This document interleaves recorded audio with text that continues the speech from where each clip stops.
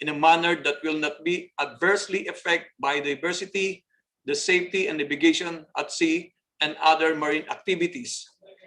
The permit or contract area shall be properly delineated by buoys marked with basic information, and no permanent structure shall be constructed. Upon issuance or renewal of the permit or contract, and before the start of the offshore mining operation, the permittee, contractor, or permit holder shall secure clearance from the Bureau which specify proximate area with ongoing offshore mining operations to ensure the safety of navigations. Prior to the use of any vessel or in installations of any temporary structures for offshore mining operations, the permittee, contractor, or permit holder shall submit to the Bureau the name, basic description, and expected period of arrival or installations of the vessel or structure, and secure the appropriate permits or clearances from other agencies concerned, such as but not limited to Marina, PCG, and Philippine Port Authority.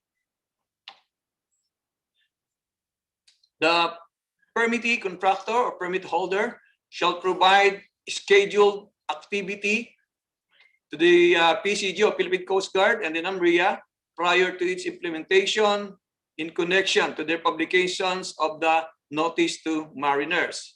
Next is officials and duly authorized representative of the department, the DNR, or the Bureau, the MGB, or the MGB regional office shall have full access to structures, record, and vessels at any reasonable time to conduct inspection or investigation and or research work. Next is the permittee or contractor or permit holder shall have contingency plan for emergencies such as oil spill and fires and or disasters. Next is that the permittee, contractor, or permit holder shall notify the Bureau, copy furnish the regional office concerned in writing at least 30 days prior to the removal of any temporary structures, equipment, and apparatus within the permit or contract area. And next is that monitoring of the removal of temporary structures, equipment, and apparatus shall be performed either by the Bureau or by the regional MGB regional office concerned. With respect to the performance band, the permittee, contractor, or permit holder shall post to any government accredited bonding company or financial institution a performance bond in favor of the government in the amount equivalent to the highest annual expenditure obligations, provided the director or the secretary shall release the performance bond upon compliance with its financial, fiscal, environmental, and legal obligation, and provided further that if the permittee, contractor, or permit holder has failed to comply with this obligation, an amount of equivalent to its unfulfilled obligation shall be deducted from its bond, and provided furthermore that this amount will be used for mining operation in mineral reservations or to other purposes as may be determined by the Bureau, and provided finally that failure to pay the said amount within the prescribed period shall be a ground for cancellations of all approved mining tenements and denial of all mining applications.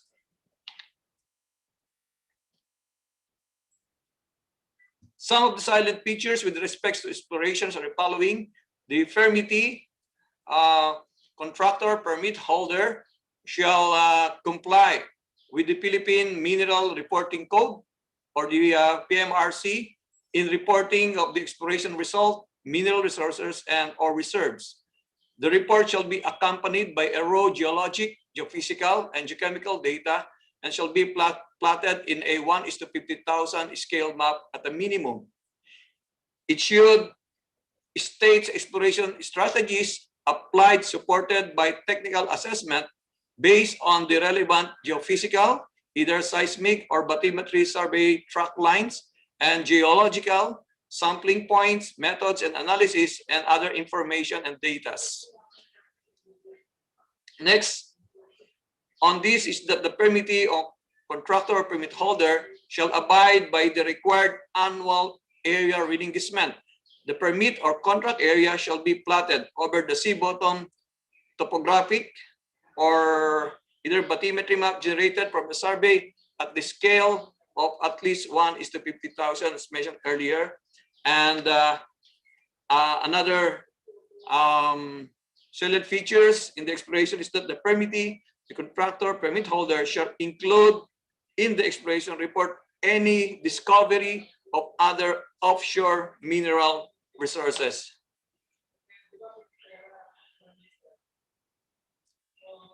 Another is that the permittee, contractor, and permit holder shall have the drilling platforms be enclosed with an oil spill containment boom, and only water-based drilling mud additive shall be used. Another guideline is that in the event of a discovery of a sunken treasure, artifacts, or shipwrecks, the permittee, contractor, or permit holder shall immediately cease operation within the discovery of the area and inform the National Museum of the Philippines and the Bureau within 24 hours from the discovery. The operation in the discovery area may only resume after securing the authorization or clearance from the National Museum of the Philippines. Some of the salient features with respect to the explorations of operating vessels of the following: the conduct of offshore mining exploration in the exclusive economic zone, continental shelf, and the extended continental shelf shall be regulated and carried out by the state as provided by the UNCLOS. Any foreign ships, including marine scientific research and hydrographic survey ships, exercising the right of passage to the territorial waters, the EZZ, and the continental shelf used for international navigation or as archipelagic sea lane may not carry out any exploration activities without the prior authorizations of the states. And the request to conduct offshore mineral exploration within the exclusive economic zone, the continental shelves, including the extended continental shelf, unless otherwise agreed, shall be submitted through official or diplomatic channel not less than 6 months before the anticipated starting date of the project. And in addition to appropriate permit or clearances mentioned, the permittee, contract holder, or permit holder shall secure the permit or consent for the conduct of offshore mining exploration in the EZZ continental shelf and the extended continental shelf granted by the President upon the recommendations of the Department of Foreign Affairs. With respect to the salient features on the development and utilizations, the contractor shall utilize appropriate and efficient mining method with minimal adverse impacts on the marine environment. The use of high-pressure water jet in the extraction shall be prohibited. And extraction within a permit or contract area shall be systematically undertaken to minimize the extent of disturbance.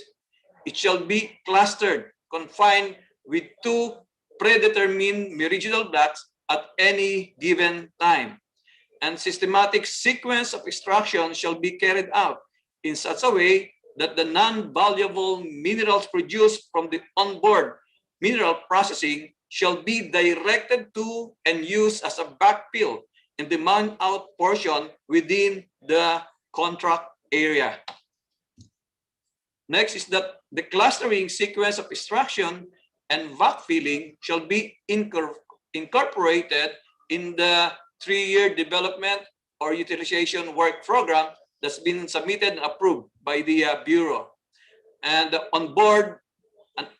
next is that onboard mineral processing with the use of chemical shall not be allowed, while onboard testing analysis without the use of chemical may be allowed.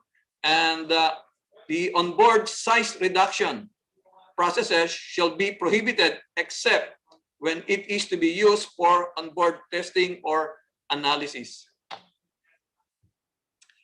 In cases where minerals or mineral products will be processed or reprocessed onshore, so this is speaking of onshores, a mineral processing permit shall be required, provided that the computation of excise tax and royalty to be paid shall be based on the gross market value of the final output produced from the mineral processing. And the right to the contractor to undertake the development, utilizations of offshore minerals does not include the right to lay out pipelines or other power lines and or installations of any structure outside of the contract area. Some of the silent features on the safety and health are number one, the permittee, contractor, or permit holder shall comply with the safety provisions of the implementing rules of regulations of RA 7942, or what we call the DAO 2010-21, and the mine safety and health standard, or known as the DAO number 2098, and other applicable rules and regulations. Also, the permittee, contractor, permit holder shall ensure that all personnel have the necessary experience, training, and qualifications, and conduct their duties safely and competently. And the permittee, contractor, and permit holder shall have at least one part-time safety engineer and one full-time safety inspector, provided that the safety engineer or inspector has undergone 100 hours of occupational safety and health training seminars, including basic training on safety of life of the sea and basic offshore safety induction and emergency training, and provided further that at least one of the safety engineer or safety inspector shall be on board the vessel and present at all times during the mining operations. Also,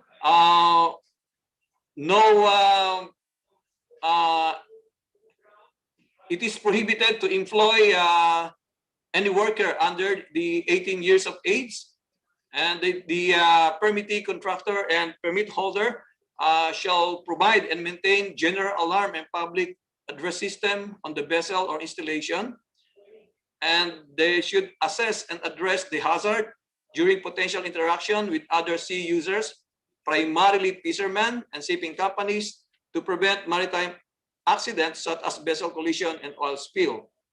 And they should comply with the applicable safety and health rules and regulation imposed by Marina, PCG, by the PPA, Department of Labor and Employment, Department of Health, and other government agencies concerned. Some of the salient features with respect to environmental protections. One is that the permittee and contractor holder shall comply with the environmental provisions as been mentioned on section 166 of the implementing rules and regulations of RA 7942. And they should ensure the adherence of its mining operation to international standard as a measure of responsible mining in the country by securing an ISO 14001 certifications. And they should conduct progressive rehabilitation and other measures to control or reduce the impact of possible sea bottom topographic changes. They are also required to provide sediment control or containment, either screen or curtain, to minimize the spread of particulates. And they are required that the discharge of non-valuable minerals from onboard mineral processing using submerged pipes to ensure minimum dispersion of particulate. Also, on environmental protections, the permit holder, the permittee, permit holder, or the contractor shall immediately report to the regional MGB regional office concerned the Environmental Management Bureau and the PCG any spillages of fuel or oil and or other hazardous chemical substance with potential to cause marine pollution. And they shall ensure proper disposal of industrial, domestic, and nuclear waste, fuels, oils, and other hazardous chemical or substances in compliance with the applicable environmental laws, rules, and regulations. And they shall ensure the implementation of an appropriate closure plan, such as that the commissioned sites and associated ecosystem are rehabilitated and left in a safe and stable condition, taking into account beneficial uses of the site and surrounding seabed. And they shall ensure the safe and proper removal and disposal of any temporary structures in the contract area. And finally, they should conduct a coastal geohazard assessment in coordination with its Mine Environmental Protection and Enhancements Office or Environmental Office and the Bureau or Regional Office concerned, where the findings are to be communicated with the host and neighboring communities. Some of the features in the salient features on the social development of this memorandum circular is that the permittee, contractor, permit holder, or its operator shall assist in the development of the host and neighboring communities in accordance with the provisions of Section 134 of the implementing rules and regulations of the RA 7942, and they should define the host community as the municipality where the mining operation is located. And finally, for the penal provisions, penalties and or fines shall be imposed for any violations of the provisions of this memorandum circular pursuant to Republic Act 7942 or its implementing rules and regulation, the DAO 2010-21, and the 2000-98 to the Mine Safety Standard, and other applicable laws, rules, and regulation, and terms and conditions of the permit or contract.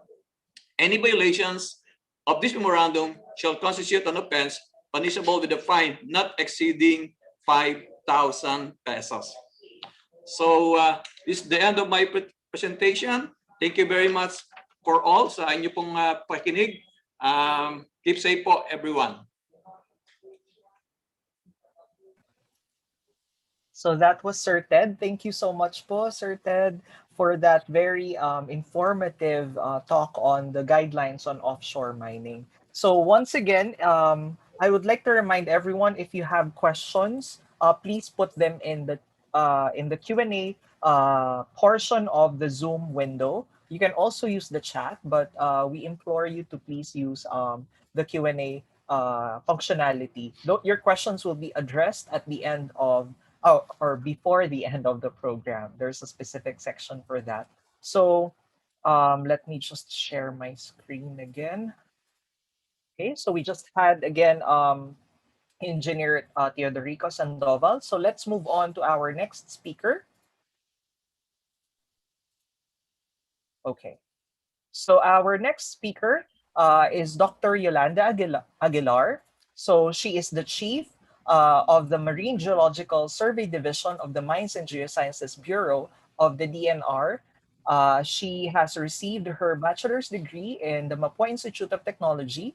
She took up her master's and PhD in geology at the University of Tsukuba in Japan, and her postdoctoral fellowship in the paleontology and museology at the National Science Museum of Japan. She has also been with the Mines and Geosciences Bureau for more than 3 decades and has contributed much to the development, research, policymaking on topics related to our georesources and georesources. So without further ado, let us have Dr. Yolanda Aguilar. Dr. Aguilar. Good afternoon, everyone. Good afternoon. My topic is on offshore mineral resources of the Philippines. But before that, I would like to give you a short background on why we are conducting offshore mineral exploration.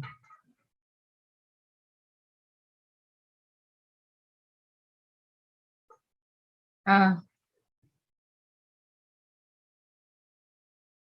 wait. I cannot share my screen.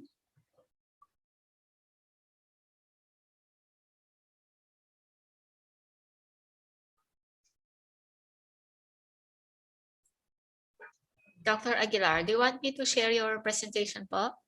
Ah, okay. Yeah, there nag-start it na is. po. It, Nag-start na Okay. po. Yeah. So this is my topic on offshore mineral resources of the Philippines. But before that, I'll give you a short background why we are doing this exploration. As we all know, the Philippines is endowed with rich mineral resources. From the northernmost part in the Luzon Central Cordilleras, we have gold, copper, iron, and manganese. And up to the southernmost part, which is located in Davao, we have this copper and gold mineralization. So as you can see, the whole Philippines is covered with mineral deposits.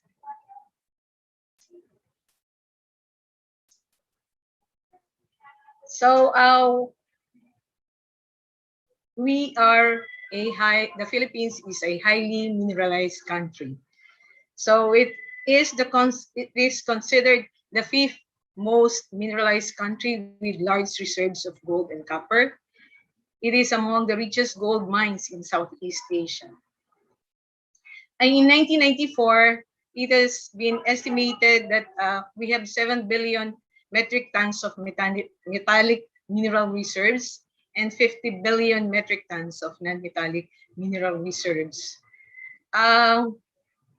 We are known to be the most abundant, we have the most abundant chromite resource, considering Zambales as one of the largest chromite resource in the world. The Philippines ranks 6 for gold, nickel, copper, and chromite production, and has the potential to be the top 10 largest mining power in the world. So why do we have this mineral deposits? Because it has been reported that we are located in the western fringes of the Pacific Ring of Fire. So what is this Pacific Ring of Fire?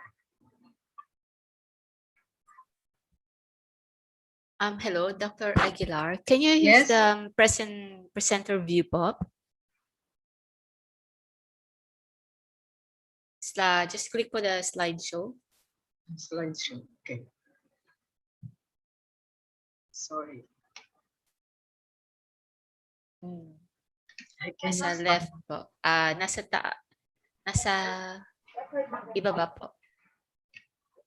find.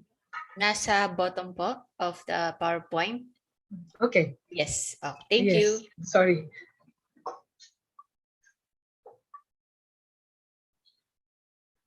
So we are located in the Pacific Ring of Fire. So this is the Pacific Plate, and this is the Philippine Sea Plate. And as you can see, we have lines of volcanoes around the boundaries of the Pacific, of the sea plates. And then along these boundaries, we also have the trenches. So this shows a lot of trenches.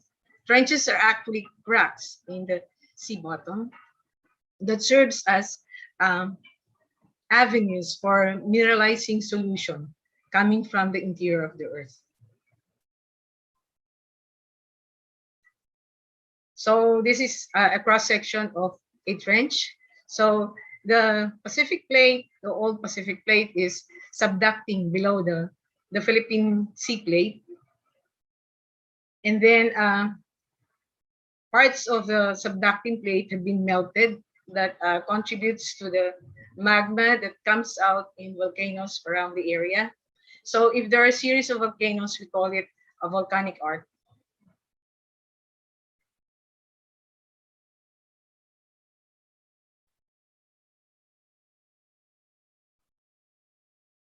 So this is the tectonic map of the Philippines. This is the Pacific, the Philippine Sea Plate. And then we have a trench here, the Philippine Trench. And we have the North Luzon Trough around here. We have the Manila Trench here from Batangas to Ilocos.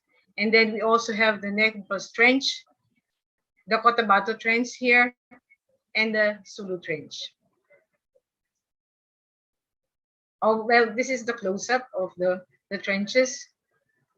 And aside from the trenches, we have the so-called volcanic arc with mineralization of gold, copper, iron, lead, and zinc.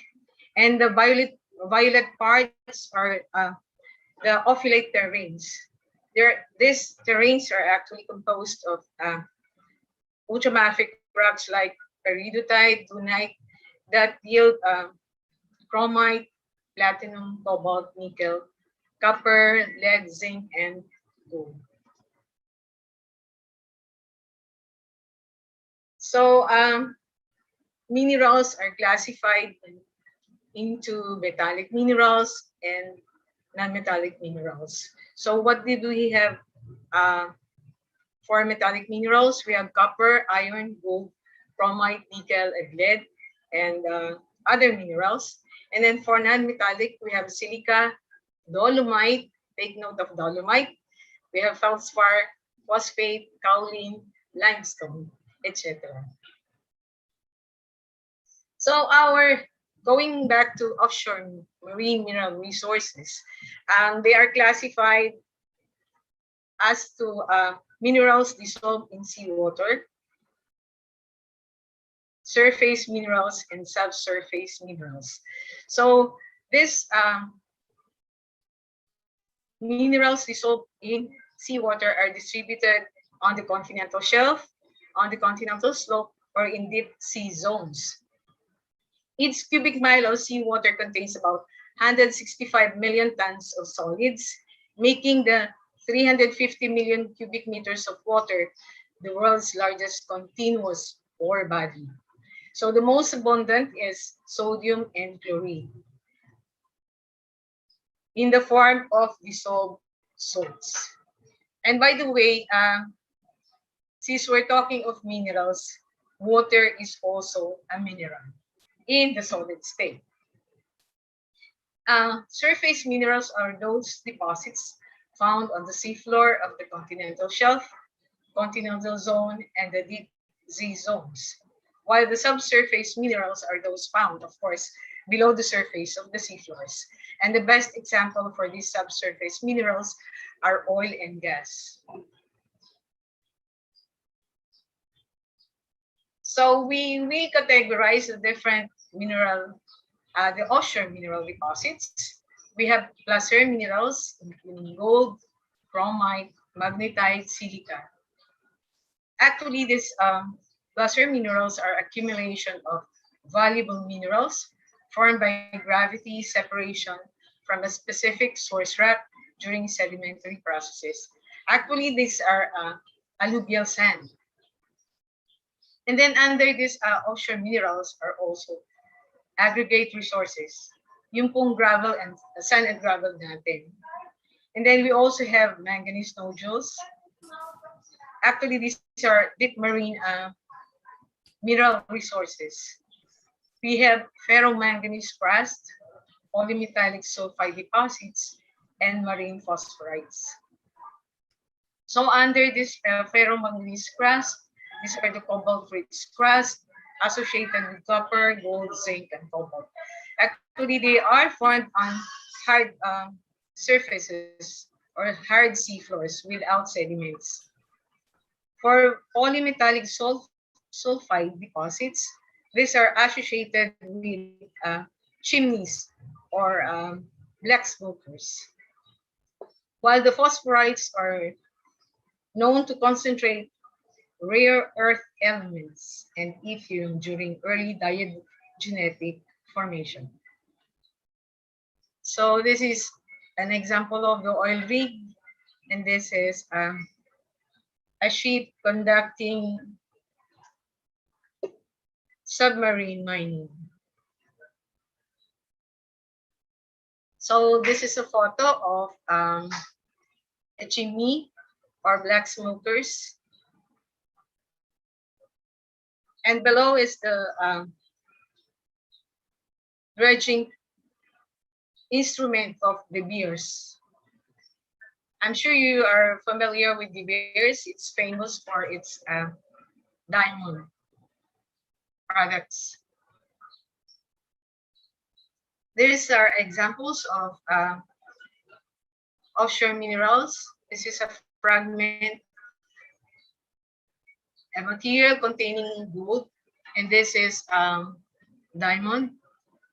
This is an example of the manganese nodules. These are black sand or magnetite sand, and these are semi-precious stones from Madagascar.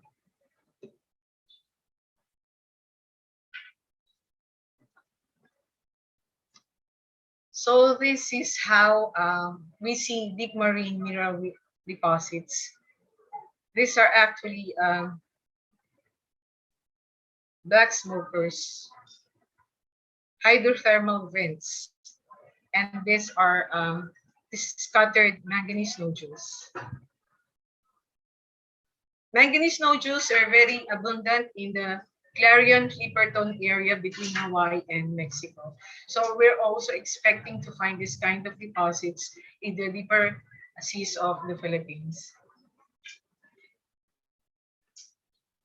Under marine mineral resources, we have the so-called volcanogenic massive sulfide ore deposits. They are usually composed of copper, zinc, which are associated with volcanic associated hydrothermal events in submarine environments. And this is an example also of a black smoker.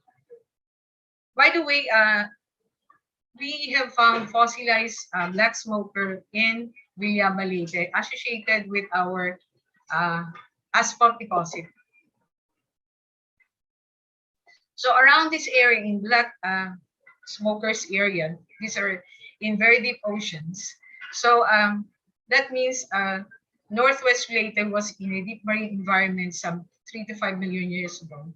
And then since it's already dark in there, so there's no time for photosynthesis. So most of the organisms in this zone usually thrive on minerals and methane. So they eat methane. They're called chemosynthetic organisms. So why do we need minerals?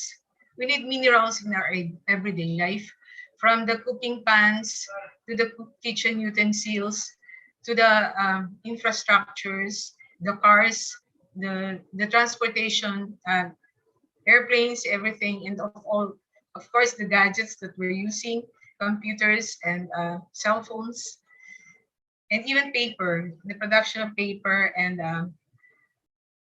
fabrics, we need minerals. So what is the status of deep sea mining? Actually, there is no existing mining operation in deep sea for deep sea minerals. Japan has completed its equipment testing offshore of Okinawa. And by the way, operations in deep marine areas are being monitored and governed by the International Seabed Authority. That refers to areas beyond the national jurisdiction of the Philippines. And then actually, ISA had permitted one mining company to operate in Papua New Guinea. And just like the Philippines, Cook Island is also revising regulations for manganese nodule mining. So the MGB, being the steward of the country's mineral resources, is committed to the promotion of sustainable mineral resources development. And from 2010 up to the present, we are in the process of revitalizing the mineral industry. The MGB has conducted National Geohazard Assessment and Mapping Program. And then we're also doing the rehabilitation of abandoned and inactive mines. And as reported by Engineer Sandoval, we are also reviewing the current mining policies. So these are the distribution of the different offshore minerals in the Philippines. We have placer minerals including chromite, magnetite, and silica. We have manganese in near Palawan. And we also mine for aggregate resources. We also explore for decorative stones offshore and polymetallic sulfides. These are the distribution of the different marine mineral deposits in the Philippines. For gold, we can find this placer gold in the beaches and shallow marine areas of La Union, Lingayen Gulf in Pangasinan, in Aroroy and Momo, Masbate, in Paracale, Camarines Sur, Norte, in Rapu-Rapu Island, Albay.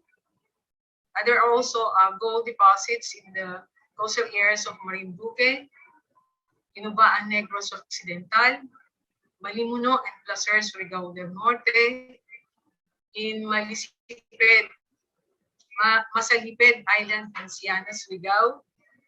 They also found gold in Panaon Island, Southern Leyte, in Masara and Tingting, Davao, and in South Cotabato. Magnetite sand is everywhere in the Philippines, from the beaches of northern Luzon and northwest Luzon, in Zambales, in Masbate, Bicol, eastern Samar, and southwestern Negros.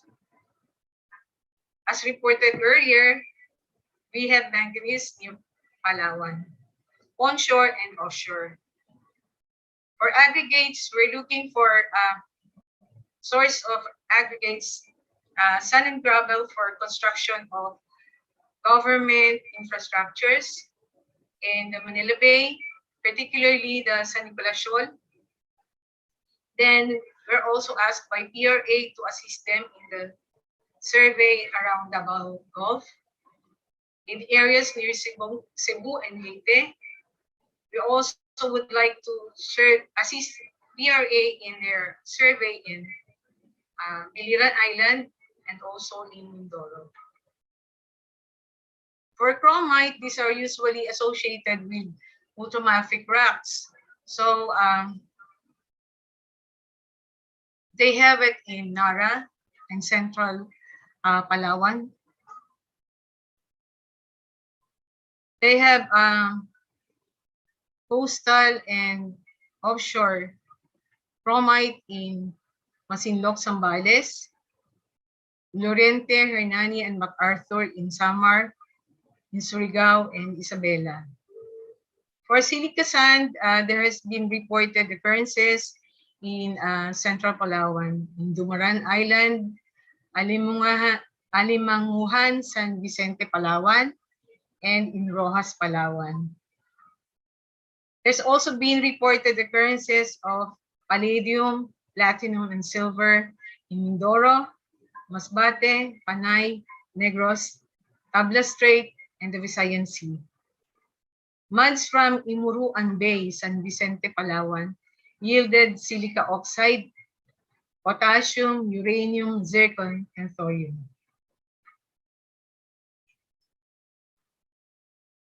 So this is the distribution map of iron deposits around the Philippines. So buong Pilipinas po, meron po tayong iron deposits. Kaya we're having black sand mining. And this is the distribution map of placer gold deposits. We have in northern Luzon. Probably this placer gold is coming from the central Cordillera, brought to rivers, the Buwed River down to the coastal areas of La Union. Then we have Paracali district coming from Paracali gold mine. And then we also have placer gold in Masbate, in Surigao district, and in Davao.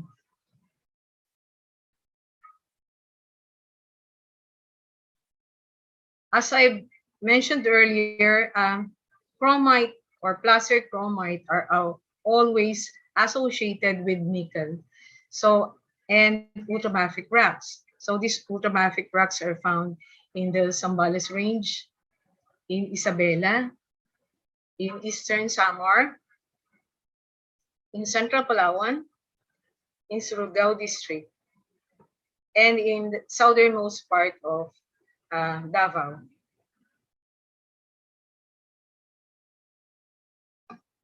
So how do we conduct offshore mineral exploration? The Marine Geological Survey Division, in the conduct of coastal marine mineral exploration, we do geophysical, geological, and oceanographic surveys. We do high-resolution seismic profiling, side-scan sonar, and bathymetric measurements, piston coring, grab sampling of sediments and water samples, and sometimes drilling. But in this current project, we haven't done drilling yet. So this offshore surveys are usually simulated with data gathering done on board of the platforms that we use. And then even in the platforms, you already prepare the samples and do preliminary analysis. And then we submit the samples for laboratory processing and analysis. And from the results, we do the evaluation and then report writing. So what geophysical surveys do we do? We conduct a sea bottom topographic survey, seabed surface investigation, seismic investigation, and then piston core sampling, vibrocore sampling, grab and dredge sampling. So this is the old RPS Explorer, the survey vessel of the MGB. And if this RPS Explorer is not available, and for shallow marine survey, we usually use motor boat or small basnig as platform. So these are the equipments that we use. This is the sparker. This is the echo sounder for bathymetric survey. And for sampling, we use grab sampler, the piston corer, and dredge sampler. Unfortunately, we lost one of our piston corer in the recent survey in Sulawesi.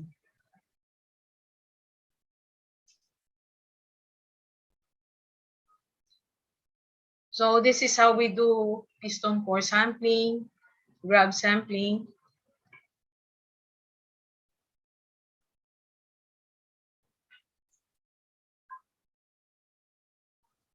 And this is how we conduct survey using small motor boats. I think that's all, and thank you for your indulgence.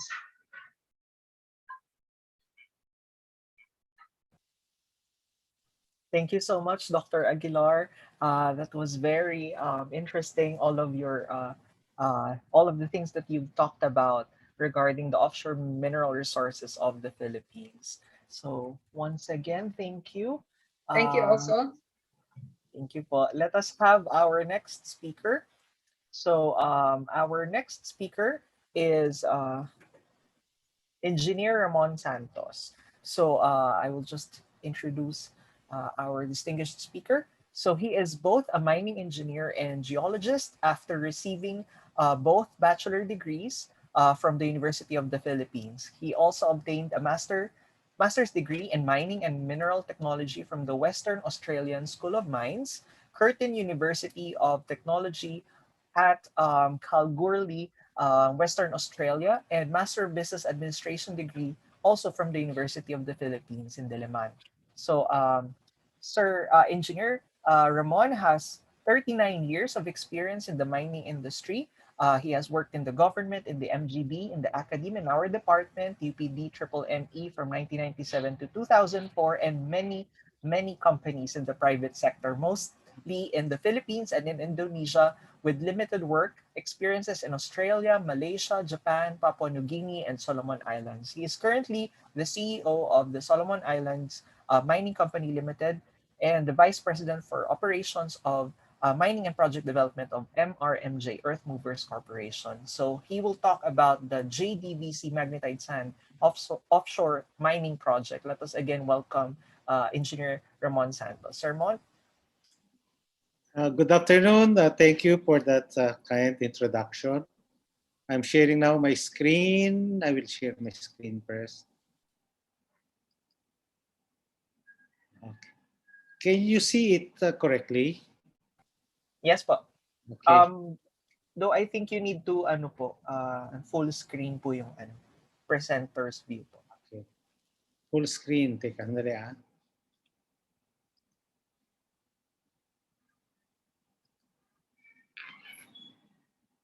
Sandali lang ah.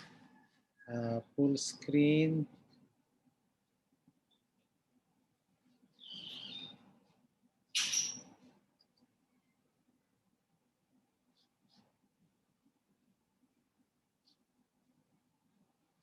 Okay na kanina pero ngayon.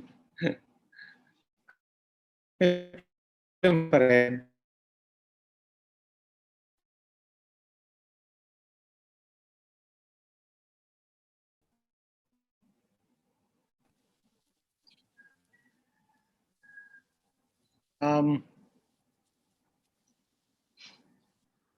Can you see my screen or not yet?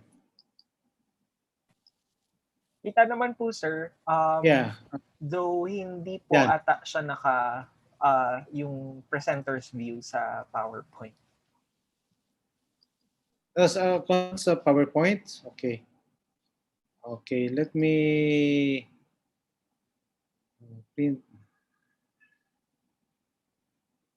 screen. Okay, stop share ko muna. I'll try to share again. Sige po. Try niyo po yung slideshow view po. Tingnan ko muna yan ha.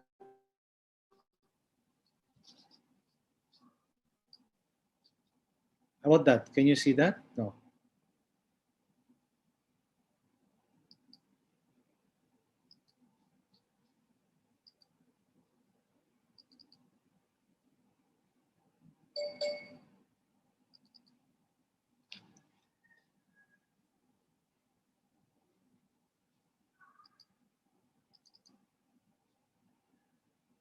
Okay, I'll open it first before I share it to you.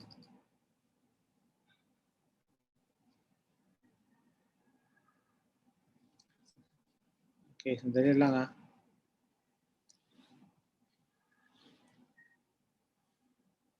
Hindi ko na ma-replicate yung kanina eh. Nasa successful sharing eh.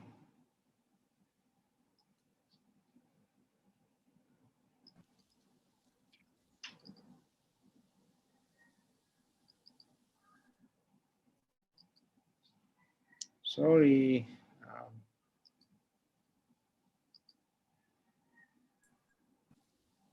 Hello, Sir Mon. Sabi Yeah. po ni Doc Les, please select presenter view from among the options in the pop-up window after you click share screen. Okay. Sige. Yes po. Stop sharing. Okay. Dito, Anong pipiliin ko dito? Yung pop-up? No? Presenter view, opo. Presenter view po. Select daw po the presenter view. Presenter view. Teka, sandali. Full screen.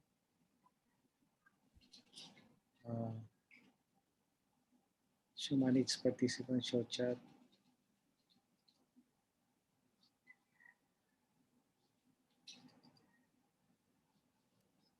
Hindi ito eh. sorry.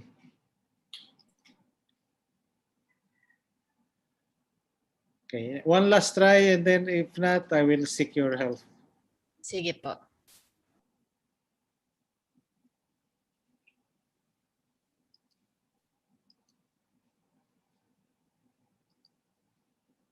Okay, sandali lang.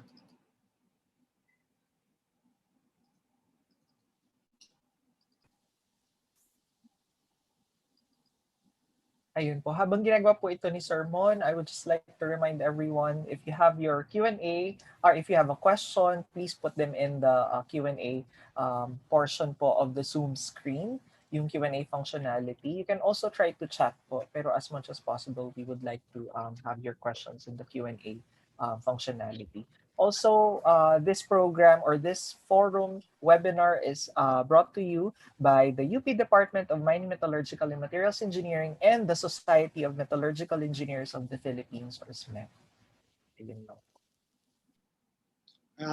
I have a problem no, hindi ko na mabuksan siya. Yung nabuksan ko kanina, ayaw na mabuksan. Sige, sir. Should I share na lang po? Juan, can you... Ito na lang muna. Sayang kasi yung time. Sige, sir. Ito po. Okay.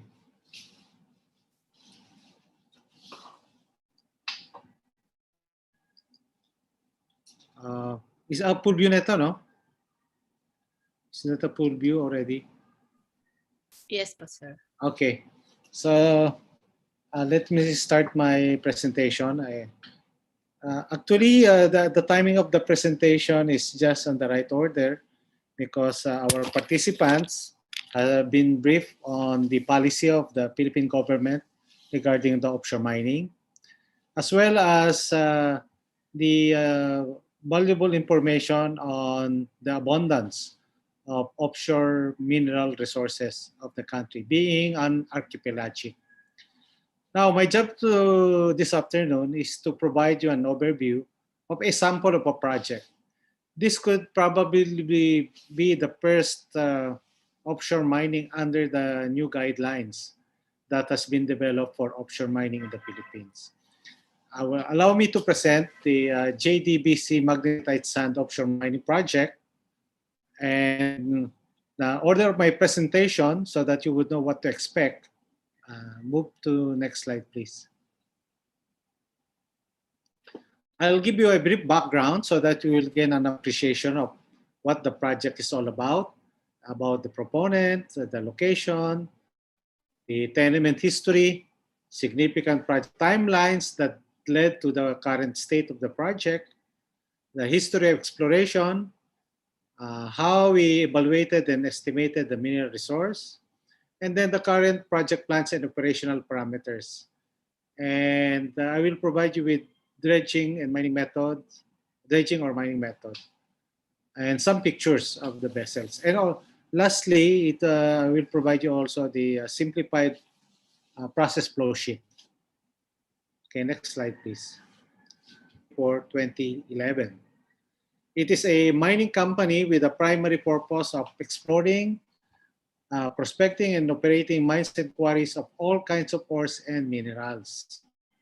However, the primary business concern right now is the large-scale offshore mining of magnetite and other mineral resources.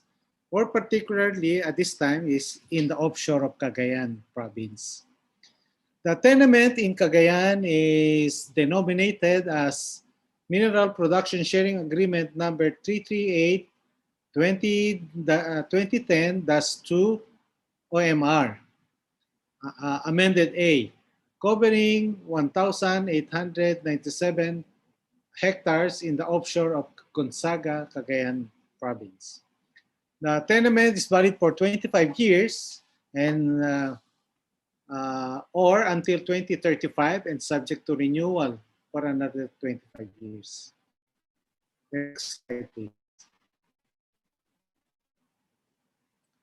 Just to give you an appreciation or a picture of where the project's located, it is located in the offshore of Gonzaga, Cagayan, in the northernmost tip of Luzon Island.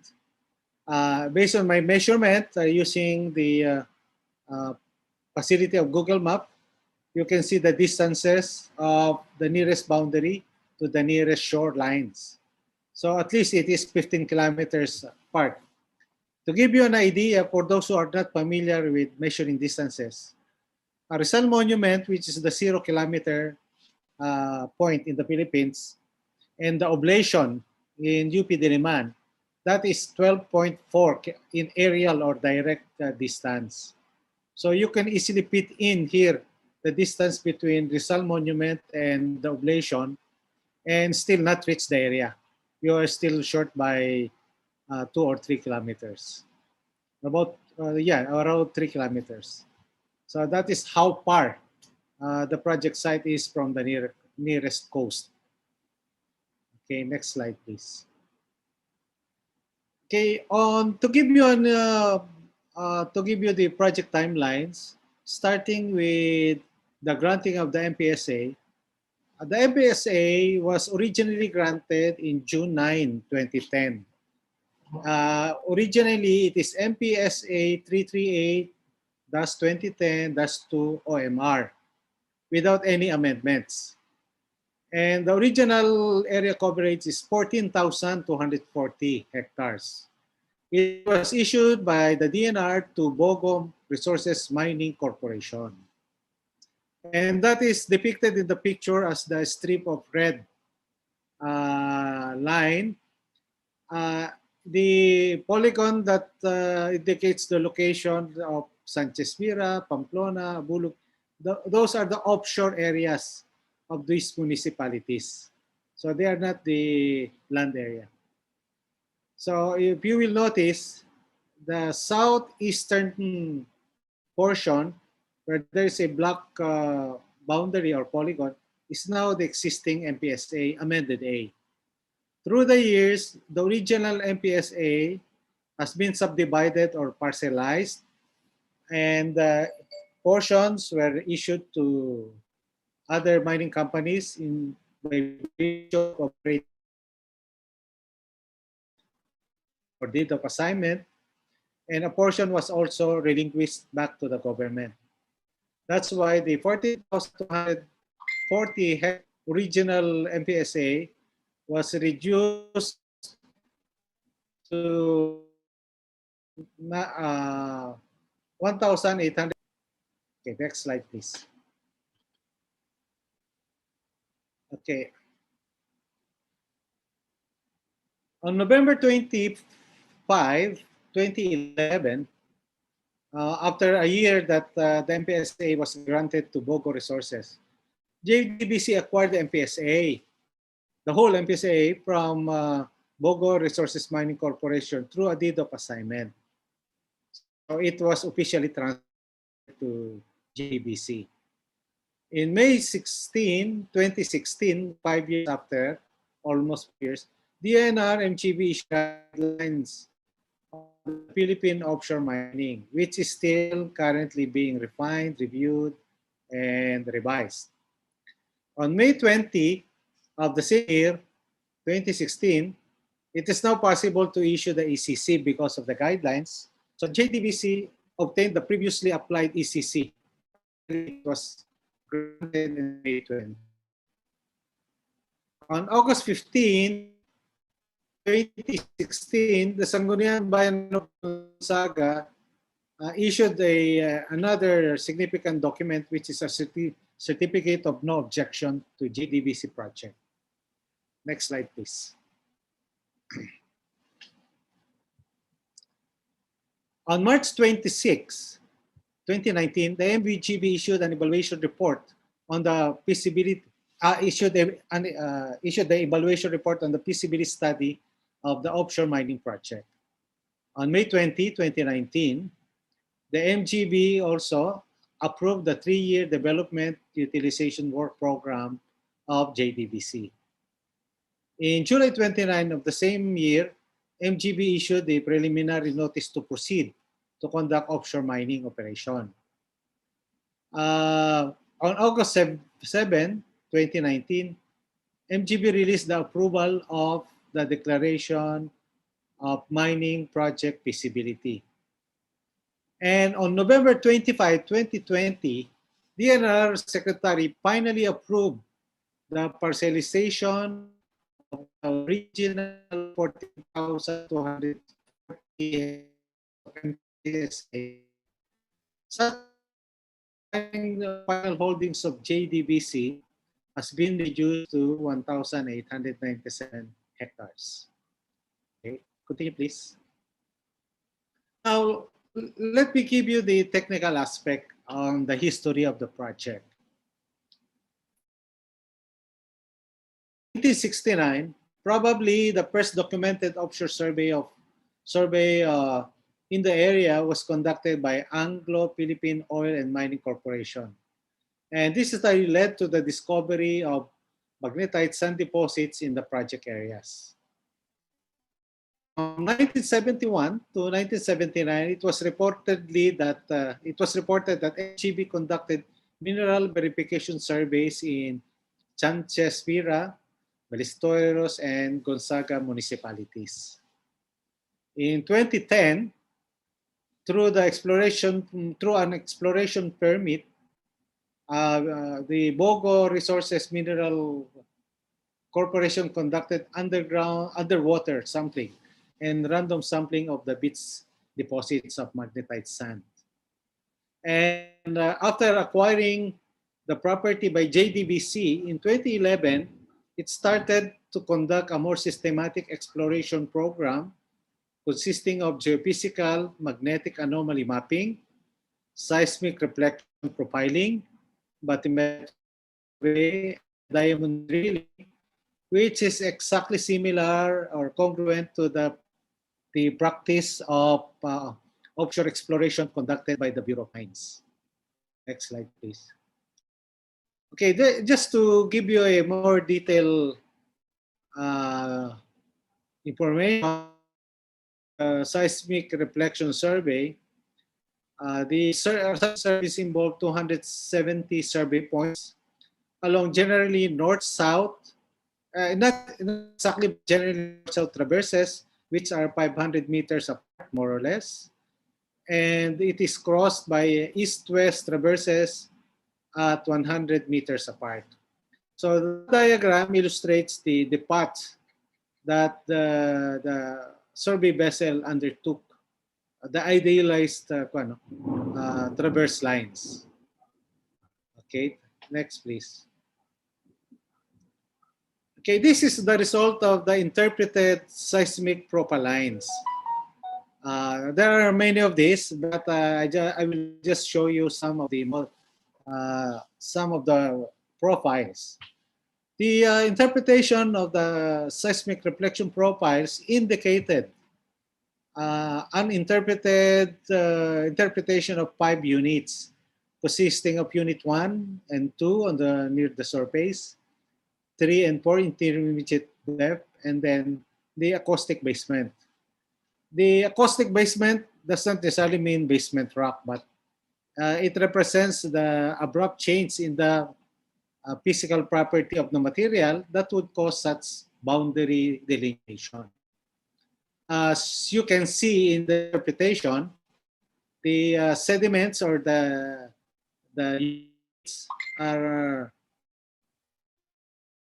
consistent and continuous throughout the area. And this is one of the bases for the evaluation and estimation of the mineral resource. Okay, another profile line, please. Okay, this is another profile line in a different version. Sure, the sea bottom. Another profile line, please.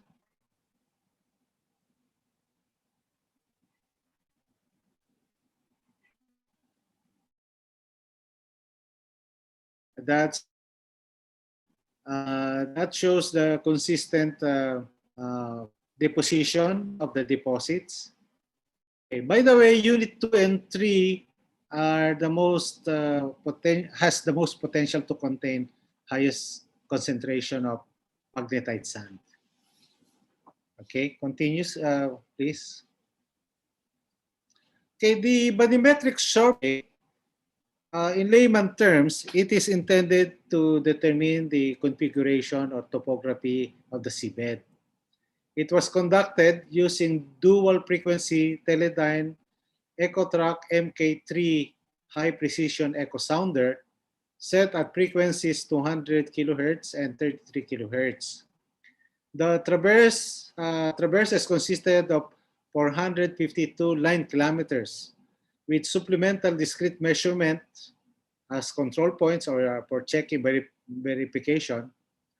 And the bathymetric controls and 3D rendering of the seabed were obtained using Surfer version 0.11 software. And the output is shown in the diagram below. So you can see the more or less the direction of the dipping and as well as the slope of the dip of the seabed. So the seabed is dipping towards the north, but to the east, the dip is becoming steeper. Next slide, please. Okay, for the drilling program, the company conducted drilling of 11 diamond drill holes ranging from 5 to 22 meters in depth from the seabed surface. And these are spaced between 2 to 3 kilometers apart. 6 of the deeper holes are located inside the final coverage of the Mpsa Amended A. The other 5 holes are located just to the west. If in the diagram there is a portion to the west that are shaded by pink. So I just did not included that area because I would like to focus more on the final area of JDBC, which is this final area shaded by orange. So the 6 drill hole ranges in depth from around 15 to 22 meters. Yeah, 15 to 22 meters. And the analysis, the samples were analyzed based on the magnetic fraction, which is basically the magnetite portion of the deposit of the sediments. Next slide, please. Okay, I would like to provide you an overview on how we evaluated the mineral resources. On August 15, 2015, after almost a year of study, CP report on the results of exploration and mineral resource estimation prepared by CP Rafael Liwanag was issued. And his study covered 4,999 hectares. That means the area that I shown to you, including portion of the Mpsa area to the west. Evaluation was based on the recovery of the magnetic fraction, which would be the final product of the intended mining fund, which would be, yes, the basis for evaluating the mining project, the magnetic fraction. The specific gravity based on in situ measurements is assumed at 1.69. The conventional polygon method was used in the estimation of the mineral resource. CP Rapiliwanag did not use any cutoff grade in the resource, primarily because of the appreciation or consideration that selective mining is not applicable for this type of mining, dredging and mining method. Okay, next please. In July 2018, the MGB released its report on the evaluation of the report of CP Rapi Liwanag using the same methodologies and assumptions, except that MGB applied a 5% magnetic fraction cutoff grade. So that means samples that has below 5% magnetic fraction were not included in the estimation. And also it applied a 90% recovery. The coverage rates remain the same, 4,999 hectares. 20, in May 6, 2021, just this year, I was commissioned by JDB to prepare a supplemental report to re-estimate the mineral resource found within the final mining area covered by Mpsa Amended A 1,897 hectares.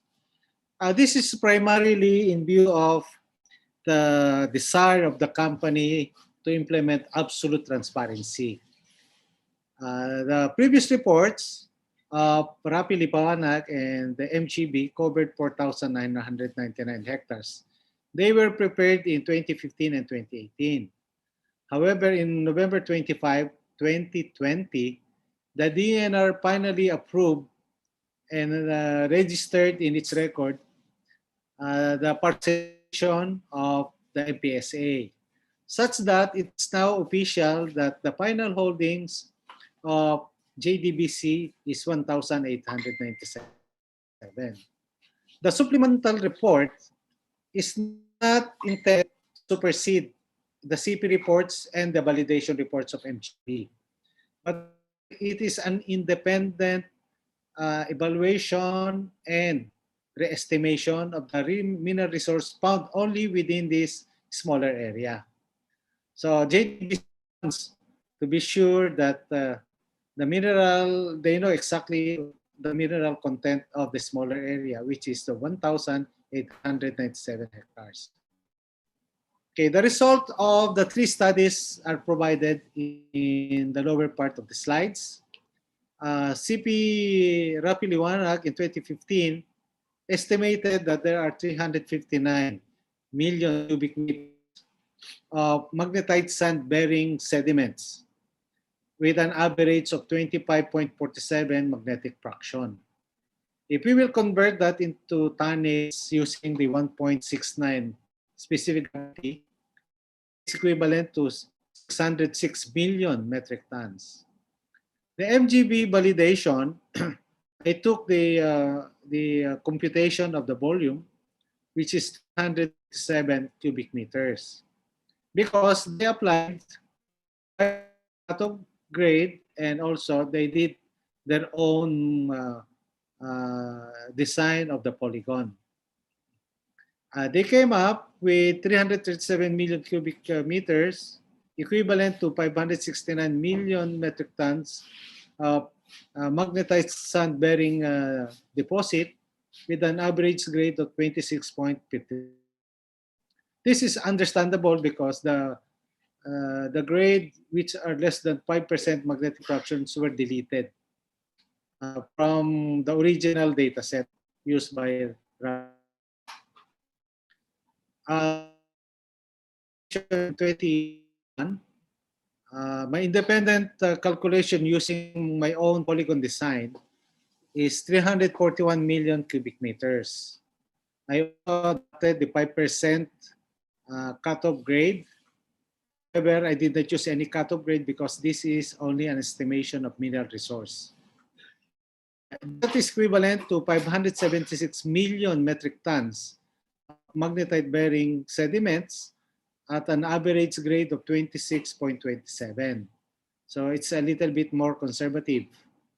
But in terms of volume, it is all volume and tonnage. It is only 1%. 1%. 1% from in variation from MGB and 5% in variation from the CP report of Rapi Liwanag. Next slide, please. The project plans and parameters. The MB ship on Vessel 1 is already deployed in the mining area of Cagayan and undertaking extensive preparation that is required prior to the start of commercial operations, subject to test runs and weather conditions. It has not yet undertaken any mining operation, and it has not sold or produced any magnetite concentrate yet. So, if there are magnetite deposits, it's not magnetite concentrate trades in the past. It is not from this project. It is from other operations governed by dredging permits. Okay, next, please. The overall general project plan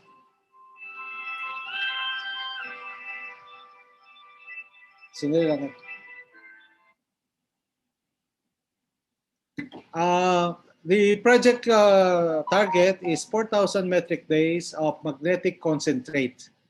Okay, magnetic concentrate is the concentrate of magnetite sand already. The target is to reach at least 60% iron because that is the marketable. Also, although 58% iron is already also marketable but subject to some penalties. Okay, the higher the grade of the percentage iron would be the higher the value in the world market of the magnetic concentrate. We plan to operate 20 operating days, 20 operating hours per day on the average or at 7 days per week to achieve 85% utilization rate. There will be some 15% of the time allotted for periodic maintenance. Due to the weather pattern over the northern coast of Luzon,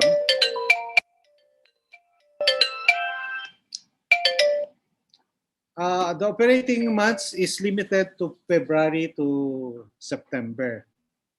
The targeted annual production is 900,000 metric tons of magnetic concentrate. Continue, please.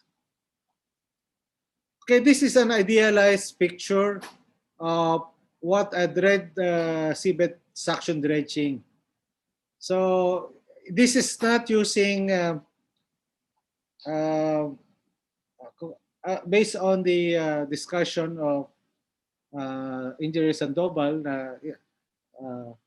high pressure flow is not allowed. We are not doing high pressure flow here, but it is a suction dredging. So we clarify we use cutters to cut the seabed, especially the harder portion. And this is a picture of a dredger cutter and to facilitate the suction. So the picture shows the scale, how big is the suction cutter.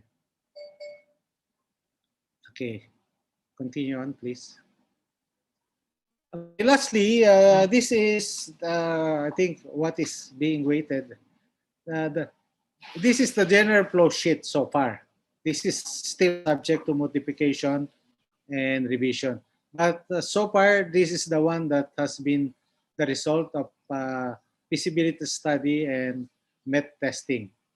The dredge material would be directed to drum screens, trommel screens, with a 10 mesh size screen, so that all the coarse materials bigger than 10 mesh would be placed back or returned to the sea, and only the minus 10 mesh would be accepted and directed to the wrapping magnetic separation.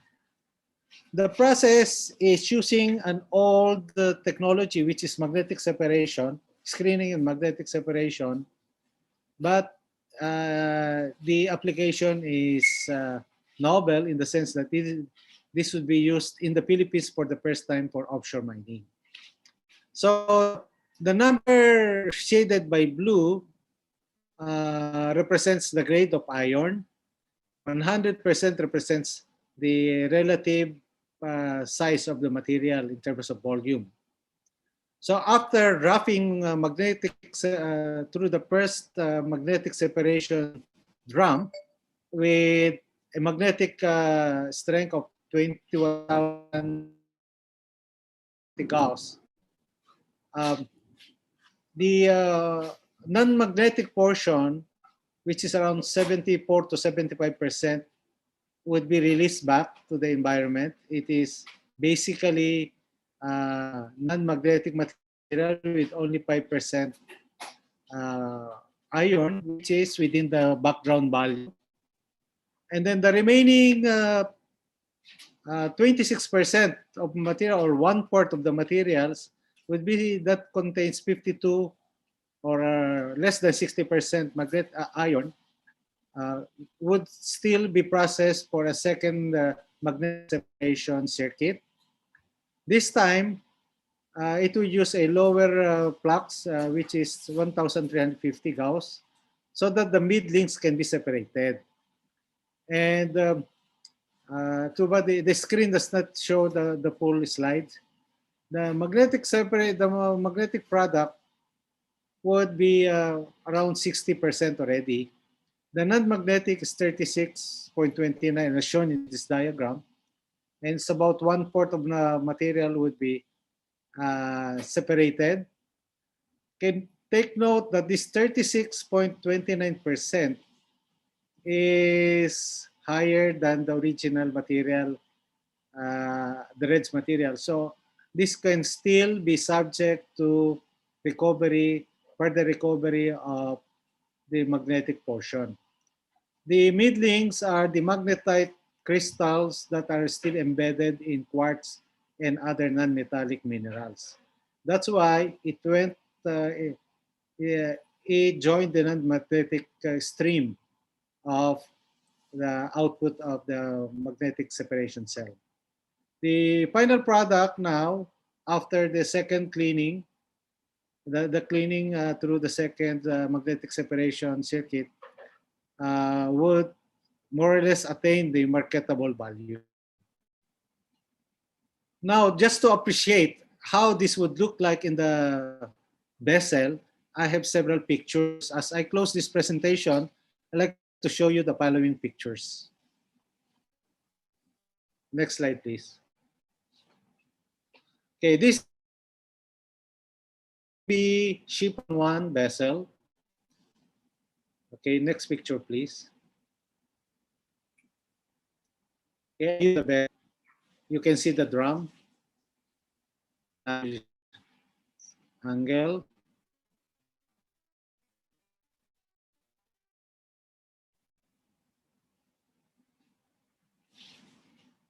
Next picture, please. Okay. Say top view. Next picture, please. Okay, pause for a while here. This picture shows the 12 circuits. No? Yes, yeah, that's better. 12 circuits. So the white drums are the screens, trommel mills. So the output of that would be the oversize would be returned to the sea as a non-magnetic portion, original material. And the drums are the magnetic separators. In each circuit, there will be 3 drums. So there are 12 sets of magnetic separation circuits. Okay, next, please. Thank you for listening. I hope I have given you, even if a little bit of information about the JTBC magnetite offshore offshore mining project. Thank you very much.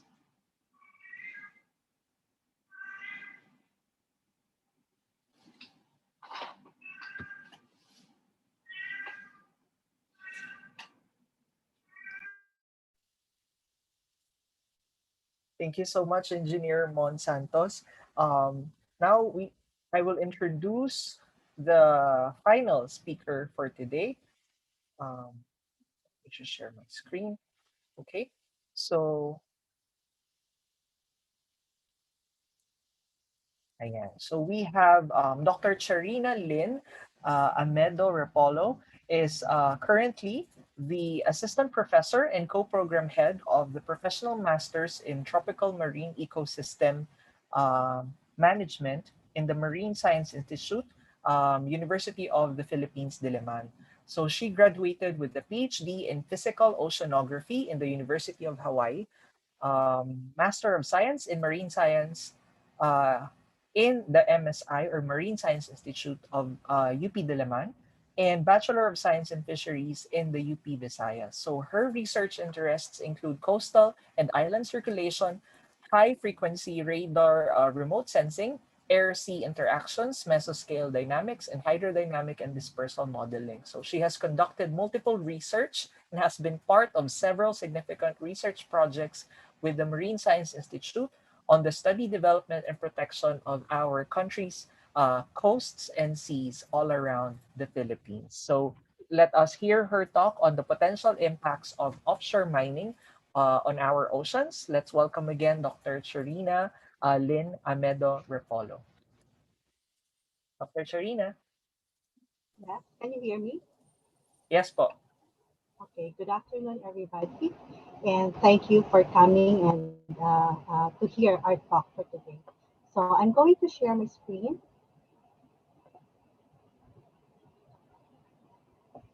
Okay, and then I'm going to start.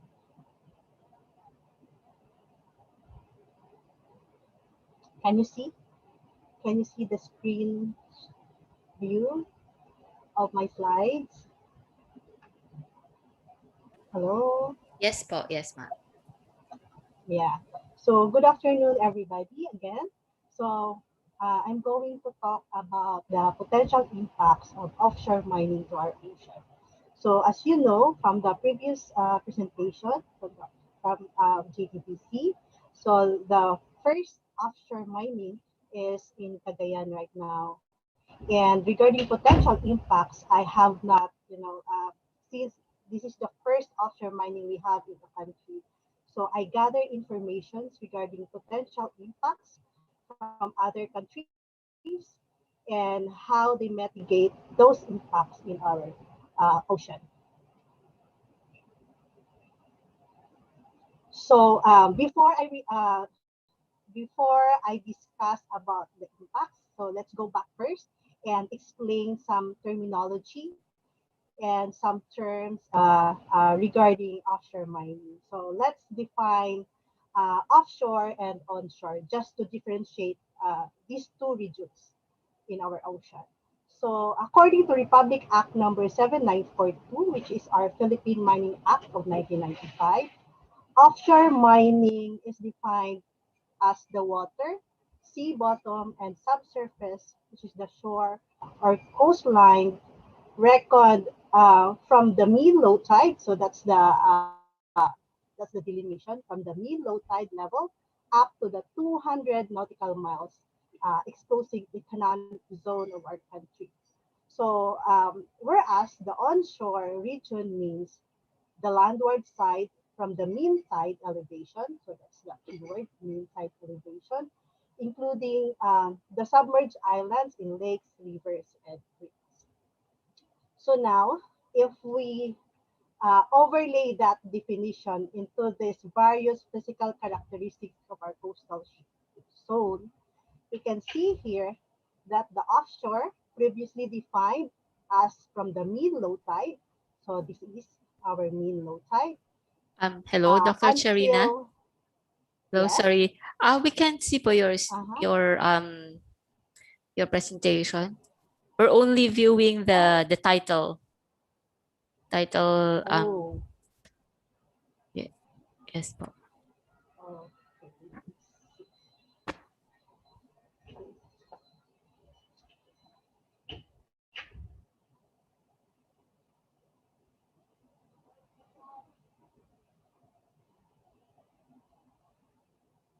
Slides. How about this one? Can you see? Yes po. What we can see now is the one with the Republic Act number 7942. Okay, yeah, that's good. Yeah. So now, so I think yeah, so I'm on this slide. So I overlay here the definition on how the offshore and onshore regions was defined using our Republic Act number 7942. So these are the picture of various physical characteristics of our coastal zone. And based on that definition, offshore regions was defined as the regions from the mean low tide, as you can see here in the picture. This is our low tide shoreline, seaward until the 200 nautical miles exclusive economic zone of our country. And the onshore is from the mean tide landward. So in the offshore region, what you can see here is that it covers the area wherein underneath, this is a typical sandy coastline. So wherein you can find a wave cut bench, which is a result of the waves, and then a longshore trough, which is a hollow region due to longshore currents and wave cut. And also there's a longshore bar, which is a result of the waves and the current, longshore currents flowing parallel from our coastline.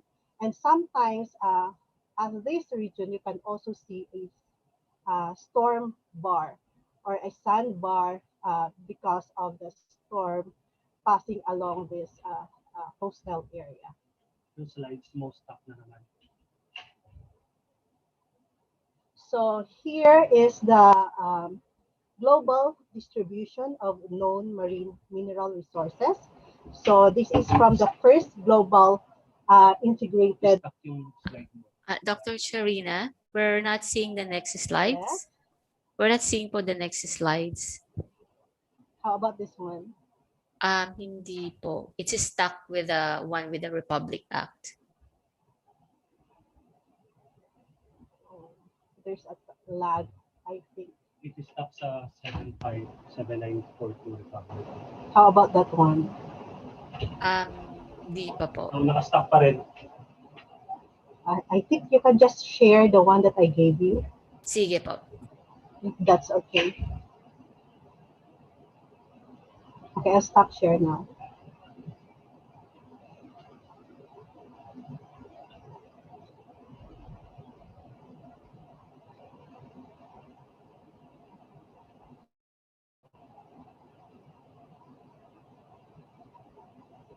We are on slide 4.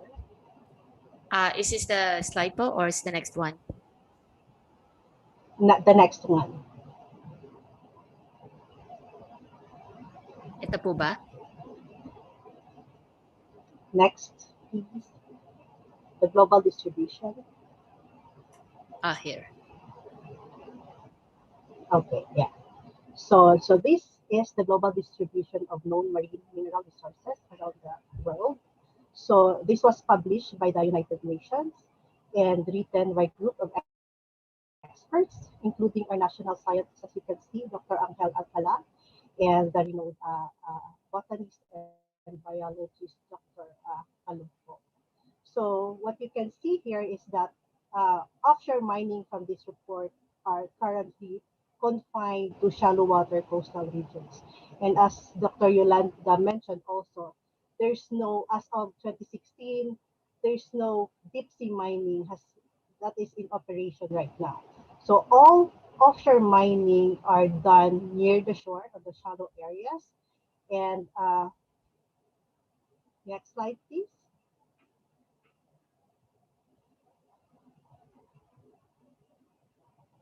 And here are the scale of offshore mining currently being operated. So the first one is a first type of offshore mining currently in operation, which is sand and gravel extraction. So they call it the aggregates, which is the currently the most mined minerals in the marine environment. So they are carried out at short distances from landing ports and at water depths of less than 50 meters. And they are an established industry in the Europe. And the top 5 are the Denmark, France, Germany, the Netherlands, and the United Kingdom of Britain, and Northern Ireland. The biggest one producer of sand and of these aggregates are the Netherlands. Next, I think, is the United Kingdom of Great Britain. This type of extraction is also in operation in tidal channels of the Yellow River in China, also in west coast of the Republic of Korea, also south of Singapore in between their islands, and in waters surrounding Hong Kong, China.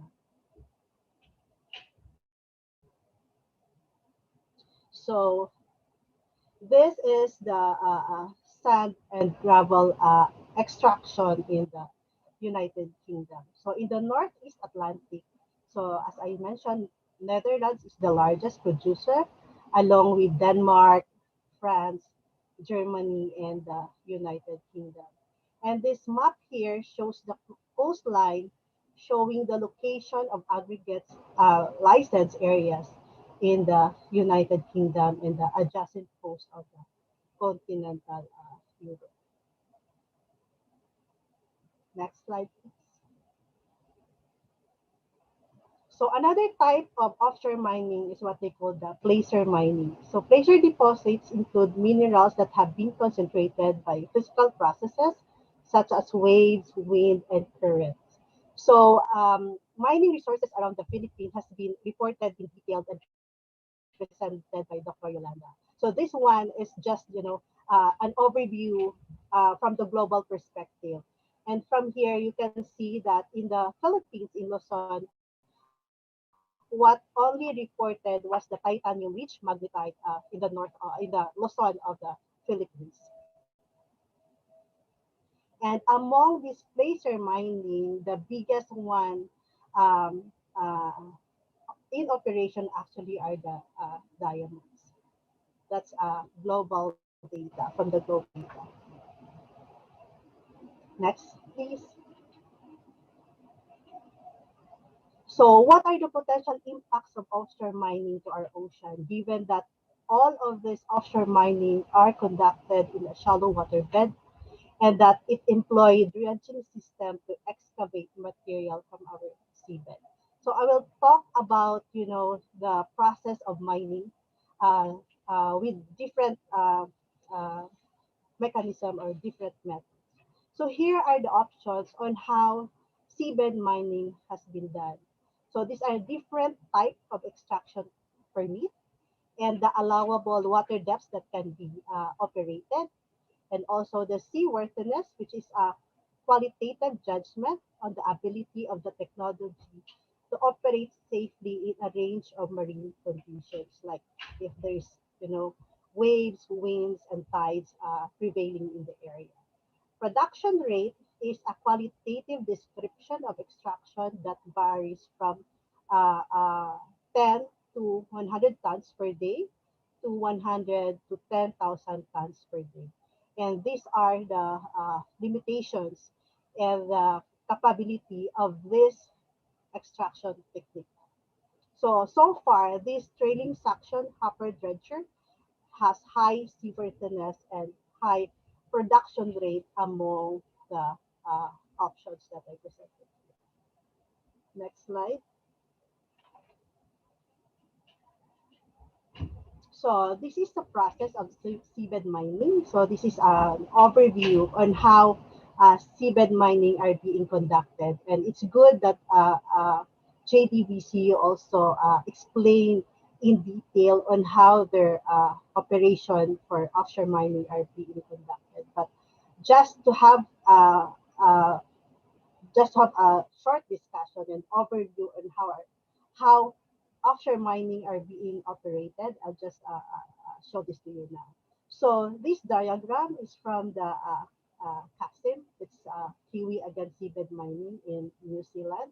So it's a good and a simple illustration of how iron sand mining works. So here, it involves a suction pump that pulls the sand up from the seabed to a dredger ship above. The sand then will be sorted while still at sea. In the case of the iron sand, sand are get separated magnetically from the sand. The typical sand ore to ratio is about 90% sand and 10% iron ore. So JDPC can correct me if this is not the ratio that they are separating on how much sand and how much iron ore are they expected to get from those sorting or processing on board the ship. And then the valuable minerals or the ore will be transported out while the remaining materials will be dumped back to the water. Next. So given those operation, so this figure summarizes the environmental impacts associated with aggregate mining, which are potentially applicable also to all types of shallow water marine mining. So as you can see, there are direct and indirect consequences of marine mining or seabed mining. And one biggest direct impact or main direct impact that we can identify is the seabed removal. So seabed removal, the effect of that is that you alter or you change the bathymetry of the ocean. At the same time, you also alter the topography of the seafloor. And in that matter, because you remove the seabed, there's also an impact on whatever habitat or marine organisms you have on the seabed. And then another direct impact is uh, sediment bloom. So one source of sediment bloom is here in the dredging site and also during the sorting and processing of the sand and also during the uh, dumping back of the sand back to the ocean. So those are direct impacts. And those sands that can be uh, suspended in the water column will of course have a secondary effect. So it will increase turbidity. And the number two, change in tides and currents. This is a secondary or indirect impacts also because you alter the bathymetry, you alter the seafloor topography, so you will alter also tides and currents. And dispersal of the plume, so sediment will not only affect on the localized area where the dredging is happening, but this sediment can be carried away as a flume and will provide, turbidity on your water body. So another effect would be ship machinery noise. So ship machinery noise during dredging can, provide noise to our marine mammals or whales that can disrupt their communication. They can block their ability to look for prey and to get away from their and to also look for their food. So that's one of the impacts also that potential impacts from this activity. So next slide.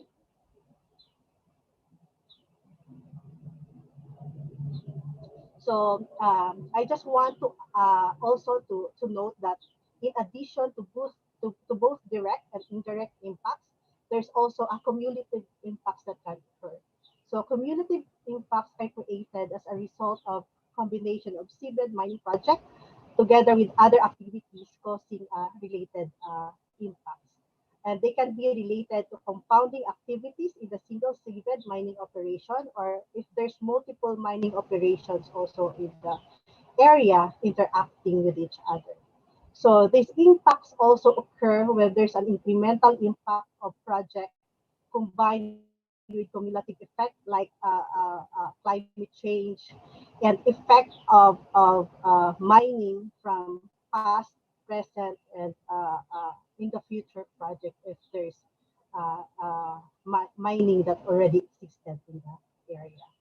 So in this slide here shows the spatial and temporal scale of main effects arising from aggregate extraction activities and the confidence associated with the evidence.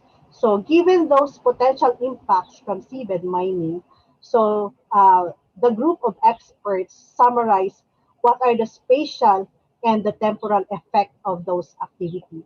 So for removal aggregates, impacts will be on benthic marine organisms and seabed morphology confined to footprint of extraction, the active dredge zone, and impacts would also include suppression of species, variety, population density, and biomass, as well as differences in species composition. So how long will this effect or how long in time will this effect can be observed? So once you have this effect on your organisms, so it says that recovery may begin after cessation of activity. And there's a good evidence for impacts on seabed habitats and biological assemblage published in this paper by Newell et al. In 2004. So another spatial scale of effect is impacts on cultural heritage and archaeology. So these impacts actually are very um, important if the mining areas has shipwrecks or if we have archaeological um, items or archaeological artifacts under the in our seabed. So whatever impacts we have on this cultural heritage and archaeology, it will be permanent and irreversible. So there's also a good evidence for that impact in this paper by Michelle et al. In 2004.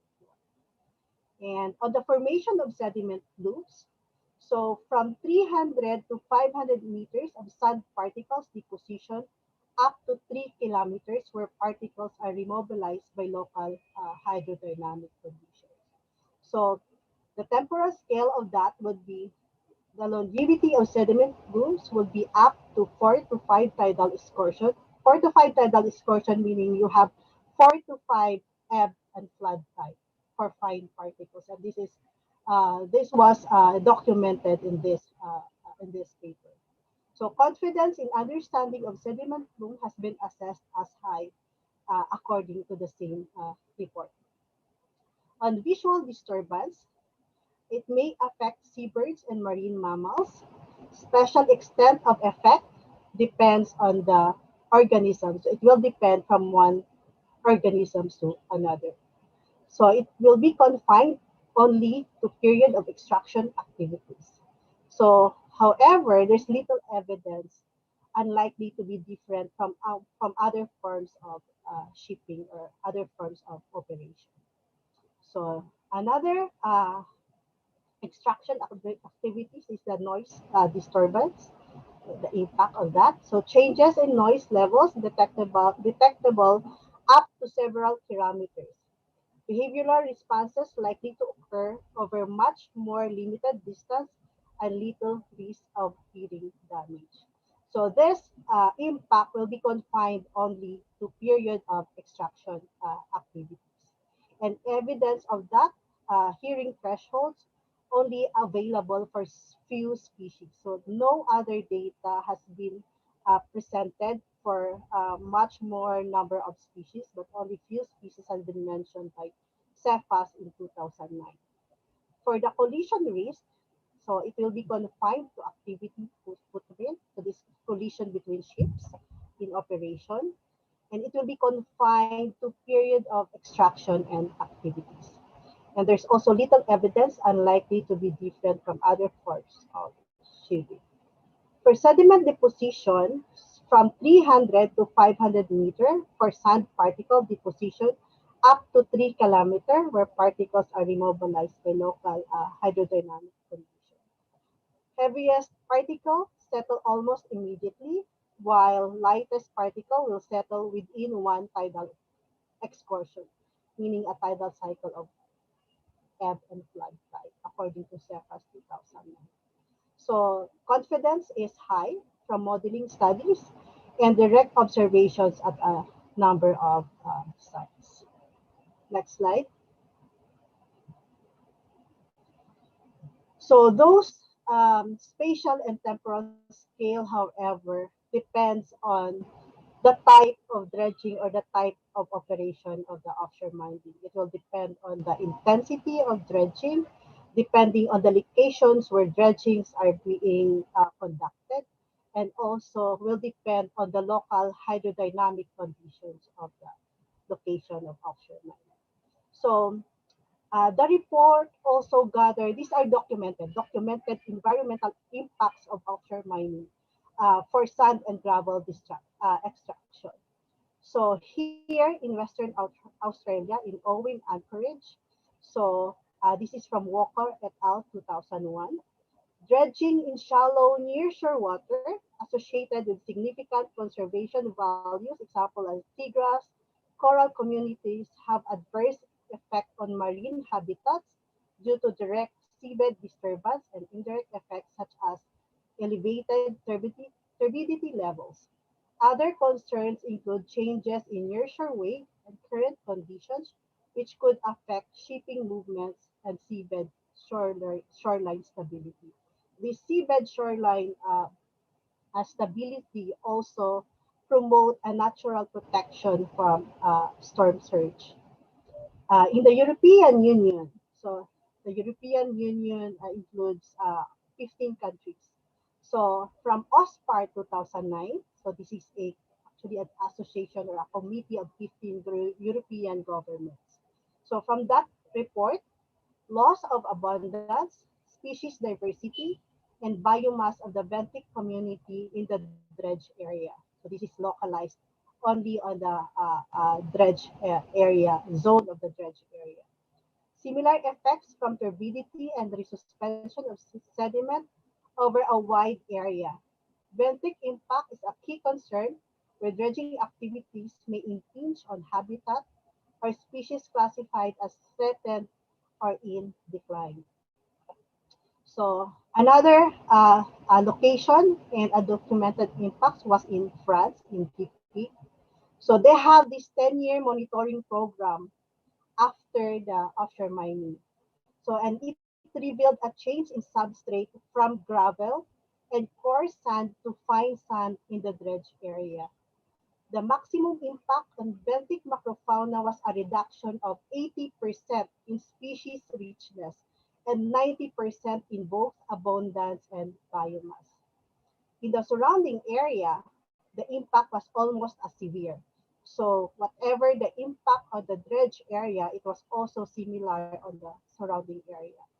Following cessation of dredging, species richness was fully restored after 16 months, but densities and biomass were still 40% and 25% respectively, lower than in reference stations after 28 months. The community structure differed from the initial one corresponding to the new type of sediment because there's a change of sediment in the area from gravel and of course to sandy to fine sand. So next slide.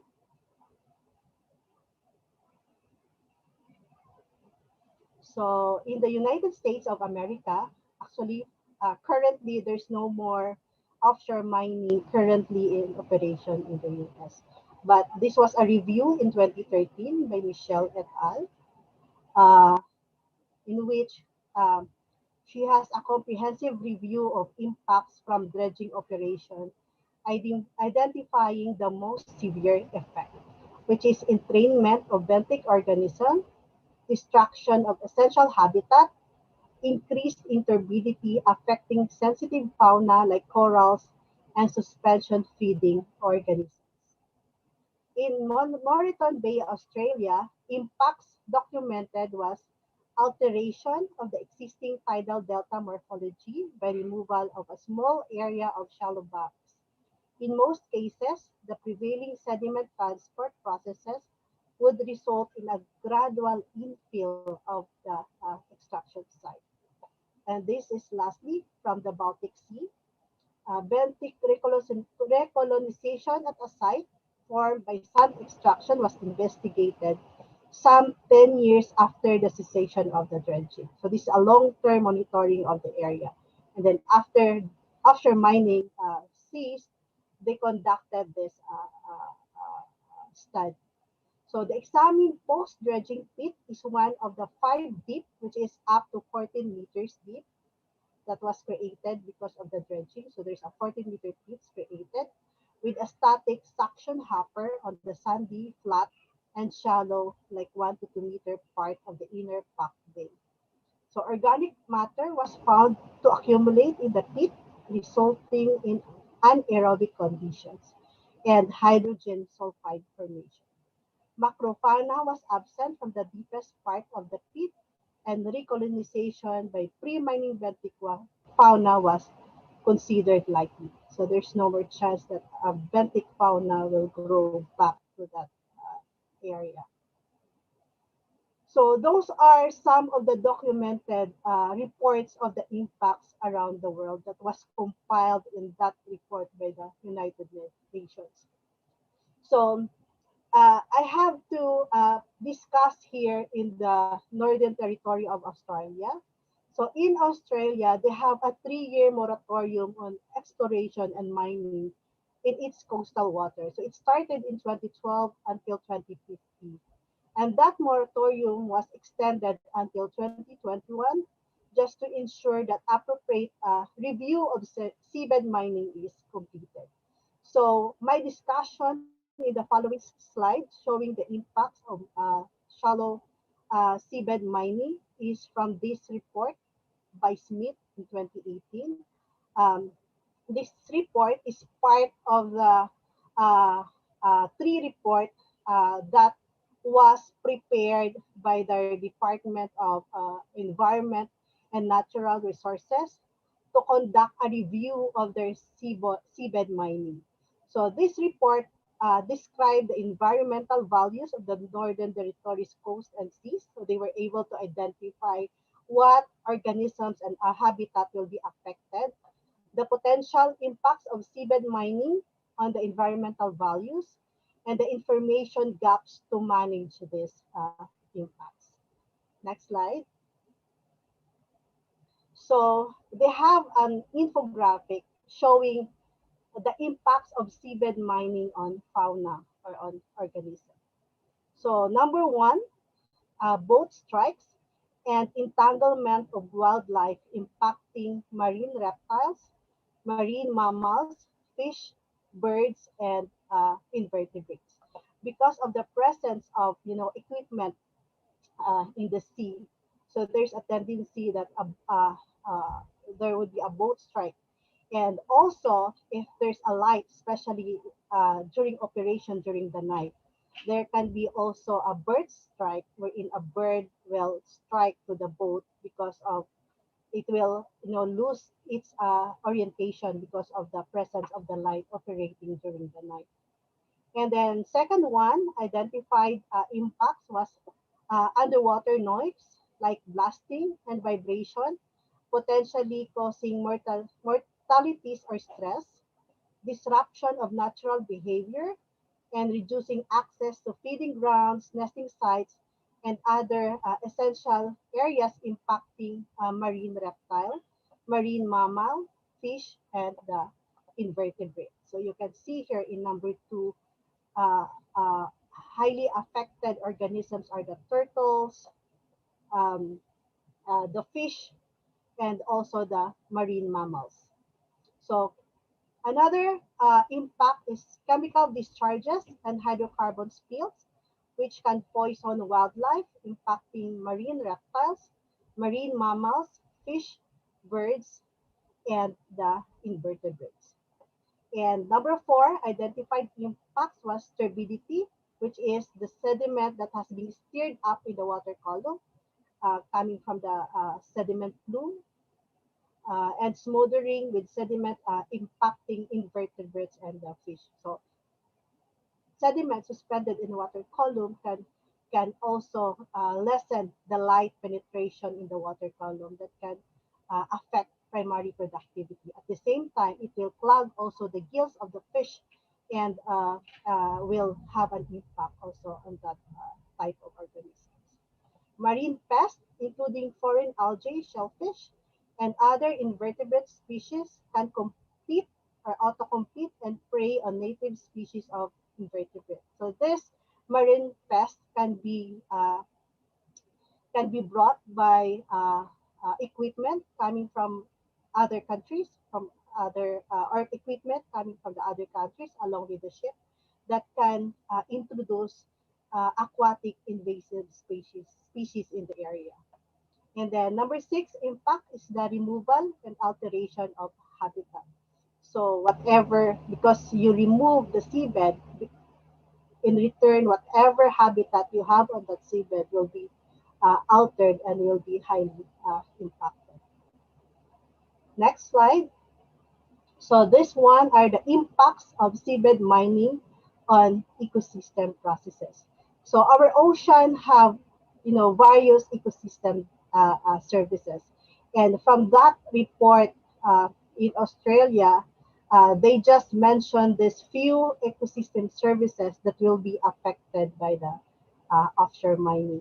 So turbidity is one of that impact which occurs when sediment becomes suspended in the water column, impacting primary production, as I said, because it will, reduce light because of the presence of the sediment in the water column.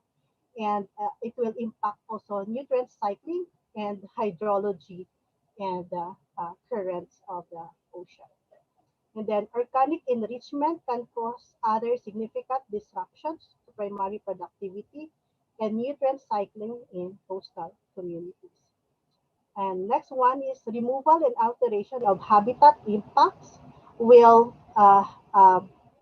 affect the food webs, primary productivity, hydrology, connectivity, and the climate regime. So another one is chemical discharges and hydrocarbon spills. Impact will be on primary productivity and nutrient cycling, so indicated by this gray circle here. Excessive sedimentation here, impacting primary productivity, usually primary productivity from the algae, and nutrient cycling and hydrology and oceanic currents. Underwater noise and blasting impacts the biological productivity. So those are the ecosystem processes that can be affected by those impacts due to the seabed mining. Next. So here are some of the mitigation measures now used with dredging operations. And here includes the use of silk curtains to contain dredge blooms. So they use the curtains so that for those sand that will not be brought offshore, which is separated from the iron ore or from the valuable minerals, they will put it back to the sea, and they use this silk curtains to prevent the plumes from that sand that was putting back to the seafloor. And the next one is the return of the overflow waste to the seabed rather than in the water column. So they directly put the return flow back to the seabed and not on the mid depth or in the water column. And then another mitigation measure is to locate mining activities away from known migratory pathways and calving or feeding grounds of the organisms. Number four is limiting the number of vessels or operation in given areas. Number five is requiring reduced boat speed in areas likely to support marine mammals. So they have to lessen the speed of the boat not to interfere with those marine mammals passing along that area. Number 6 is engineering to reduce the noise of the primary recovery and or lift operations. And then number 7 is to limit unnecessary use of platform and vessel floodlights at night and ensuring that those that are required are directed approximately vertically onto work surfaces to avoid or mitigate seabird strike. So it should be focused vertically and not horizontally. So number 8 is leaving patches within a mining site unmined to increase the rate of recolonization and the recovery of benthic fauna. Number 9 is to exclude areas from mining if they support unique populations of marine life. Exclude areas of mining if they are potential sites of cultural heritage, and that depositing tailings within a small area as possible surrounding the mining block or onshore. And then lastly is to avoid the need for remining areas by mining target areas to completion during initial mining. So these are mitigation that they listed on that report on how to lessen the impact of dredging to our ocean. So next slide.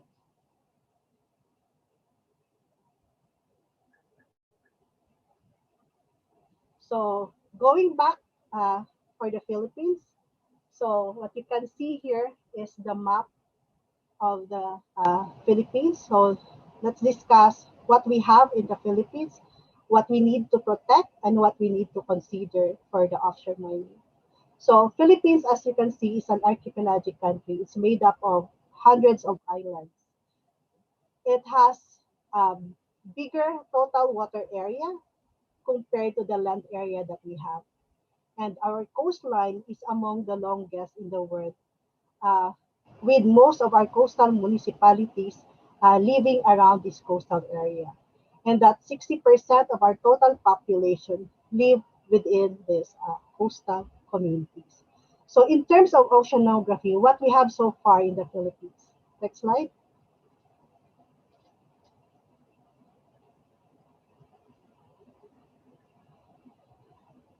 Sorry, can you see my screen?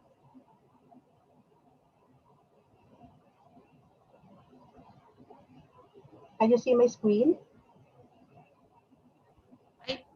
Are you sharing your screen po, Doc? Yes. Sorry. Yes, I Okay. can see the screen. Okay, good. So, Philippines is situated uh, in a river, situated in the area where seasonal reversal of monsoons are prevailing. So, what you can see in this picture is the 10-year mean wind pattern prevailing within and around the Philippines. So, on your left is the wind pattern during northeast monsoon. And northeast monsoon in the Philippines occur from November to March. On the right is the southwest monsoon, and it prevails during May to September. So if you can see between these two seasons, there's a big contrast between the two. Northeast monsoon is more stronger and highly variable, whereas southwest monsoon is relatively variable and weaker in comparison to the northeast monsoon. And northeast monsoon, local term for that is amihan, while southwest monsoon, the local term is habagat.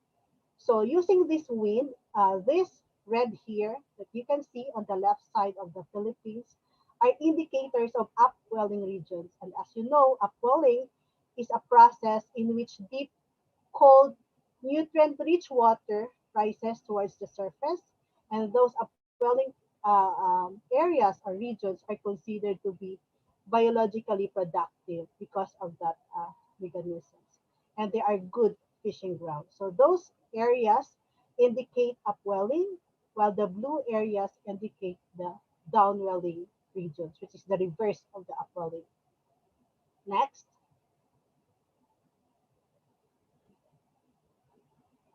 Because of that wind pattern, it wind in the Philippines is the major driving force that generate our surface circulation. So because of that northeast and southwest monsoon prevailing in the area, we have this general view of our circulation around the Philippines. So on the Pacific side, we have this north equatorial current that doesn't changes over time. So it's similar direction, but only change in strength and magnitude. So that north equatorial current is the current that flows along the Pacific Ocean from the California side of the US going to the Philippines. And as it approaches the Philippine Islands, it separates into Kurusuk current and then Mindanao current to the south. That Kurusuk current, part of that enters the Luzon Strait to the South China Sea and then into the Philippines. And on the west side, what we have is a big jar, a basin-wide jar, uh, rotating counterclockwise around the South China Sea and also in the Sulu Sea, same direction, counterclockwise. And there's an going out circulation or surface circulation out from the internal seas of the Philippines from Panay Mindoro Strait out to the South China Sea. And there's also water moving outside to Sulawesi Sea along this archipelago in Sulu, from going out from Sulu Sea out to the Sulawesi. In contrast, during southwest monsoon, as you can see, similar direction in the east side of the Philippines. However, in the west side of the Philippines, instead of the big basin scale circulation, we already have two dipole circulation, rotating counterclockwise in the north and then counterclockwise in the south. And that rotation also reverses during southwest monsoon in the Sulu Sea. So it becomes clockwise now, but similar going out from Sulu Sea to the Sulawesi. Next slide. So because of that circulation and the prevailing wind in the Philippines, this figure here shows the 16.5-year data of sea surface temperature and chlorophyll around the Philippines.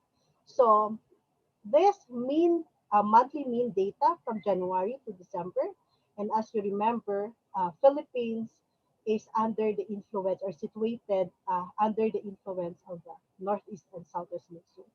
So what you can see in response to those prevailing wind and prevailing circulation around the Philippines is that during northeast monsoon, which is November, December, January, February, and March, Philippine waters are cooler, while we have higher chlorophyll A concentration during that time, which is November, December, January, February, and March. And in contrast, during southwest monsoon, our surface water are warmer and there's less productivity or less chlorophyll concentration uh, surrounding the Philippines. And what important to remember is those areas indicated in the wind pattern and the upwelling regions. So what you can see is upwelling regions are the indicator for that is that they have cold water and have high chlorophyll concentration. That's why you see here during northeast monsoon, wherein you have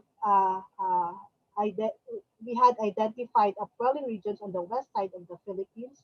Those areas are cooler, indicated by the blue color, and associated also with higher chlorophyll concentration here in the north of Luzon, here in between Mindoro and Palawan, Mindoro and Panay, here in Zamboanga, and some of the internal seas of the Philippines like Ticao, Visayan Sea, and also the Bohol Sea. And you can also observe between these figures that internal seas and the shallow areas here in Sulu Archipelago are consistently high in chlorophyll A concentration.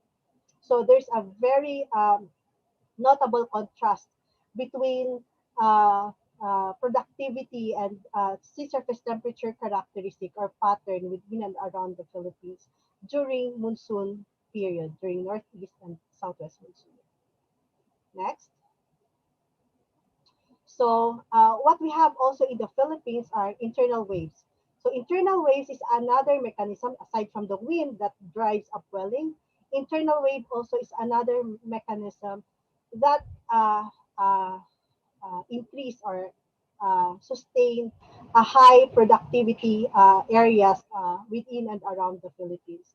And this figure here shows where can you find those internal waves.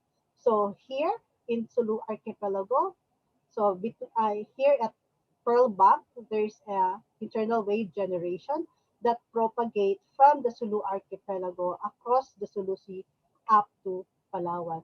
And there are also internal waves here in Bohol Sea or the Mindanao Sea, here in the Visayan Sea and north of Ticao, also here in San Bernardino Strait. These internal waves are generated by tides and it propagates and it's a big wave compared to the ordinary surface wave that you can see out in the beach if you're observing the waves, on the beach or outside in the sea. So these internal waves are gigantic and they are formed in the subsurface of the ocean. Next. And another internal waves we have is internal waves in between Luzon and Taiwan. So this internal wave between this area, we call this Luzon Strait, is the world's strongest internal wave ever observed around the world. So this has been an interest or a research study for scientific community. So a study by Alford et al. In 2015, published in Nature, revealed the existence of greater than 200 meters high breaking internal wave in the region of generation that give rise to turbulence level greater than 10,000 times that in the open ocean. So those waves have 200-meter high internal wave height. So can you imagine how big those waves are? But these waves, you cannot, they are gigantic, but they move slowly, and you cannot see it on the surface. Aside from the roughness, as surface expression of this internal wave. So it can be detected by satellite, and what you can see here are slicks as an indicator of the internal wave propagating from the Luzon Strait along this double ridge here in between Taiwan and Luzon, where these internal waves are generated and they're propagating to the South China Sea. And this one is the Dongsha Atoll or the Dongsha Islands of Taiwan, China.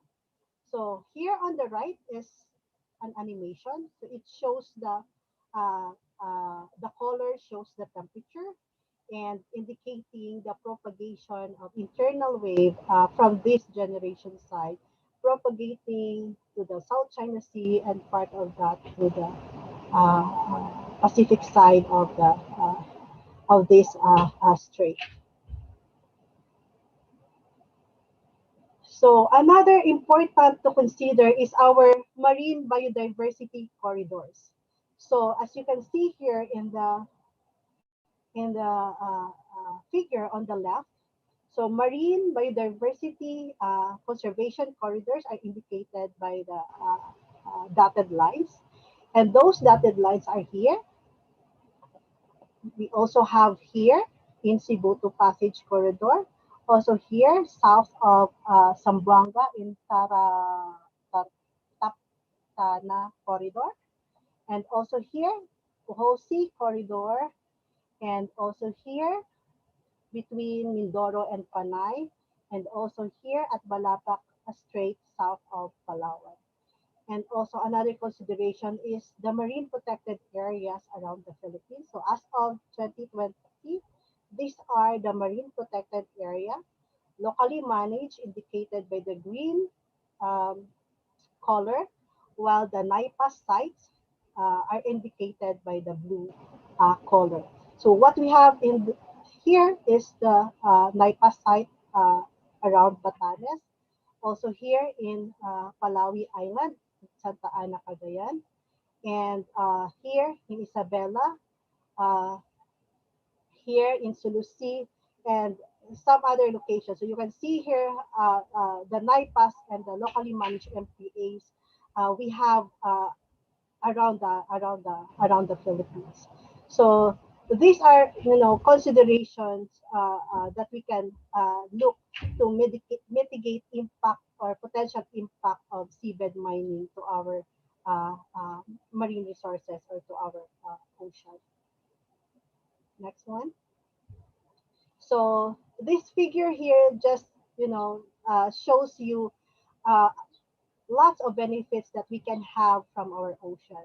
So with proper management and with a sustainable framework for our seabed mining, we can we can find a balance between conservation and between our economic benefit from our ocean. So this will be my last slide, and thank you very much for listening.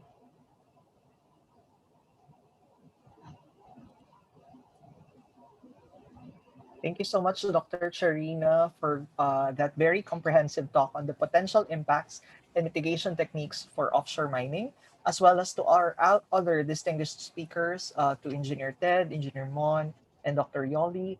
Um, I believe we have learned a lot and have effectively taken a look at offshore mining in the Philippines in a multifaceted manner. So now moving on, let us go to your questions. We will now proceed to the open forum. Please be reminded that some of the questions have already been answered by our panelists. If you will see, sorry, let me just, okay. So there,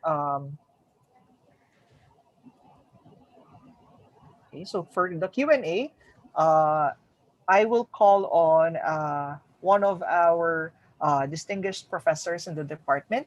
So she will be moderating this portion. We have Dr. Leslie Joy Diaz of our department, the UP Department of Mining, Metallurgical, and Materials Engineering, to help in moderating the Q&A forum for this portion. Doc Les, are you there po? Yes, thank you, Ichan. So can Sige you po. hear me ba? Yes po. All right, okay. So thank you again for the quick introduction. And we come to this part of our webinar wherein I think we need a lot of interaction between our speakers and our participants. So may I just ask our panel members to please answer the clarificatory questions that have been raised by our participants by directly typing your answers in the Q&A box or window so that we can focus on more, I should say, serious questions that were raised by our participants and probably those that will still be raised following certain questions that will be discussed and answered during our verbal discourse. So maybe to allow for, Dr. Charina to rest for a few minutes, now I will start our Q&A forum, our open forum, with a question for Engineer Ted. By asking, Engineer Ted already has answered a lot of questions in our Q&A box.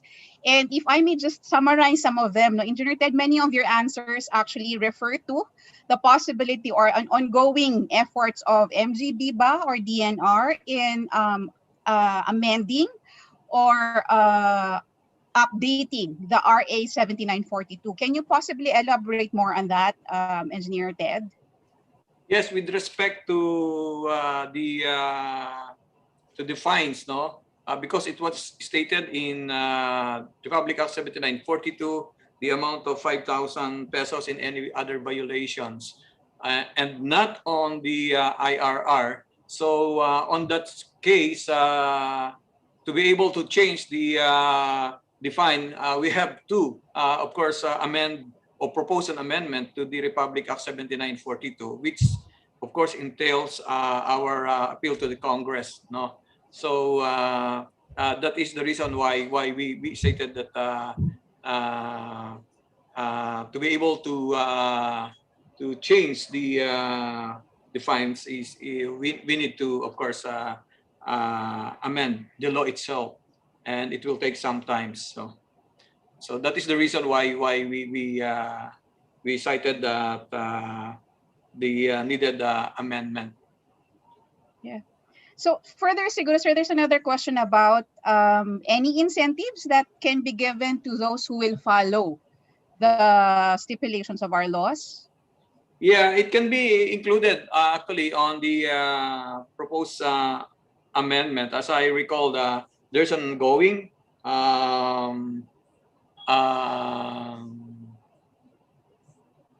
proposed amendment of the implementing rules and regulations of the 7942.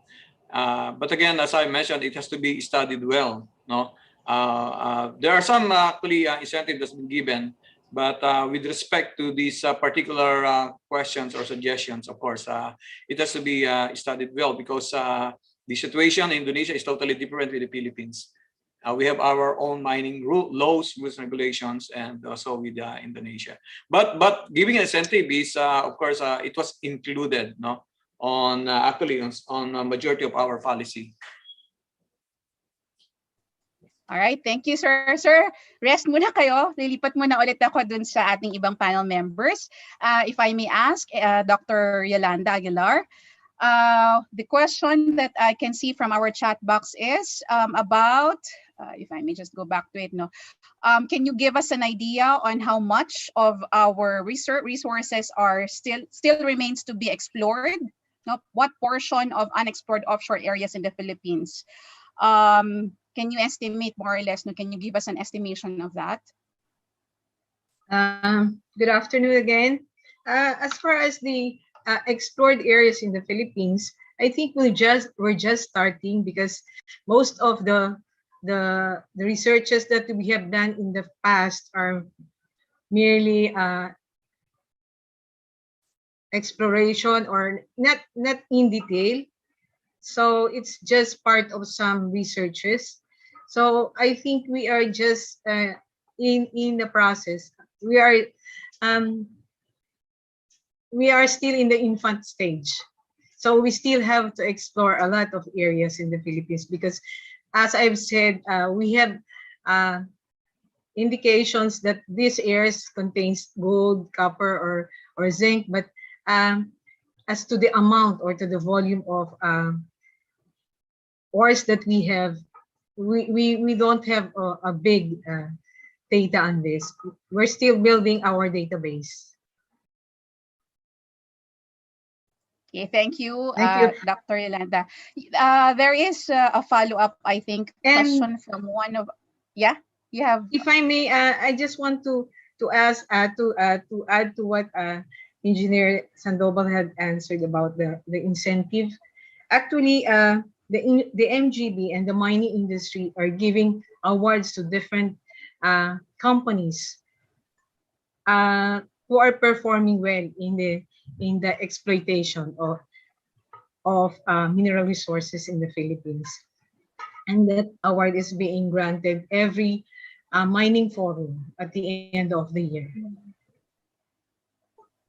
All right. Okay. Thank you, Dr. Yolanda.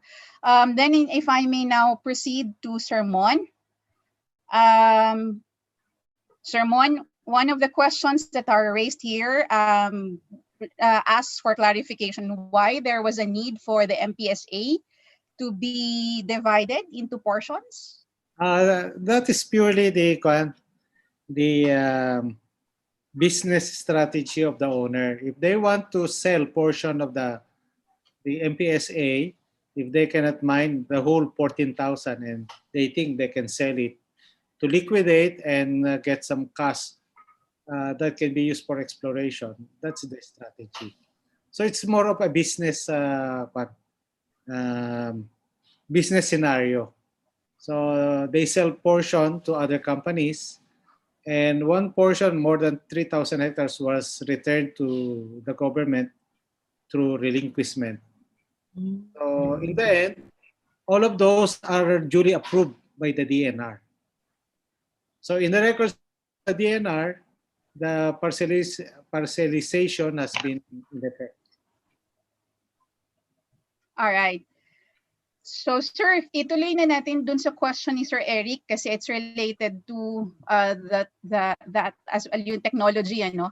So there's another question from Sir Eric that I think you already indicated you want to answer live. Please Yes. go ahead, Sir Mon.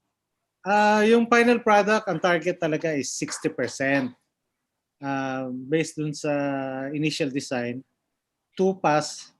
Una yung roughing and then scabbing, parang roughing and then refining to get 60%. Pero dahil ngayon nag-improve yung market ng magnetic concentrates, pag tumaas yung grade ng 61, 62, 63, malaki yung tinataas ng ng prices. So the company now is thinking of further refining the product. One is pelletizing onshore. So, pero separate na yan. No? Titignan mo para lang magkaroon ng value adding. So that's one. The other is yung middlings would be grinded. Mag-undergo ng one stage grinding para ma-liberate yung magnetic materials. And this can also be separated separately in a separate so that is outside the original project. The original project, ang target muna is 60%. And the volume is 900,000 tons per year. That's the conservative estimate. So Sir Mon, in relation to that, actually hindi ako sure kung nasagot mo na rin yung question about regrinding. To one of our participants asked, sa process flow sheet po, wala po bang regrind operation na pwede i-consider? Wala. There was an independent study, I think involving MIRDC and DOST. Yun nga, regrinding would increase the recovery and grade of the final. Kaya lang, siguro tingin ko rin, instead na ilalagay yung regrinding at the initial stage after screening, where you regrind substantial amount of material, i-regrind mo na lang, yun na lang middlings. So, hindi pa established kung saan ilalagay, but regrinding is an option to increase the grade. So that is still considered. So that will require a different permit, sir, for the Mpsa Yes. onshore. It could be a different project per se kasi yung ang mahirap kasi sa vessel, limited yung space . At saka pag na-design na yung vessel from the beginning, mahirap ng reticulate or i-redesign. So siguro yung na lang, titignan na lang how we could further improve yung products. It could be, kasi ang problema yung as I reported, 7.5 months lang per year ang operation offshore because of yung waves and yung upswelling ng water. So kung yung mga middlings or even the concentrate would be processed onshore, it can be operated 12 months a year. 24 hours a day. 24 hours a day, pwedeng 7/24. So it would be a different project na pag nagkakaroon. Although it could be the same proponent, but a downstream project. Thank you for that, Sir Mon. Sir, pupunta ako sa medyo mahirap-hirap na question sa tingin ko. Meron tayong tanong from Aaron Nieveras. But hindi ko na babasahin yung kabuuan ng kanyang tanong. I'd like to now just get the gist of his question. He's asking about the mint of course, I think I would now believe that this is really directed to you, sir, being part of JDBC. The commitment to meet environment and community expectations. Yeah. Can you share with us any efforts of the company that you're doing in relation to the, what Dr. Charina has also mentioned earlier, yung mga impact to environment. And then there are measures that she shared also that you might also can share if you're doing it already or it's part of your plans. Sir? Yeah, first of all, the answer there is we've been granted ECC. And the ECC is subjected to extensive EIA study and evaluation by group of experts, the REPCOM. So that's one, no? So there's a vouch by the Philippine government.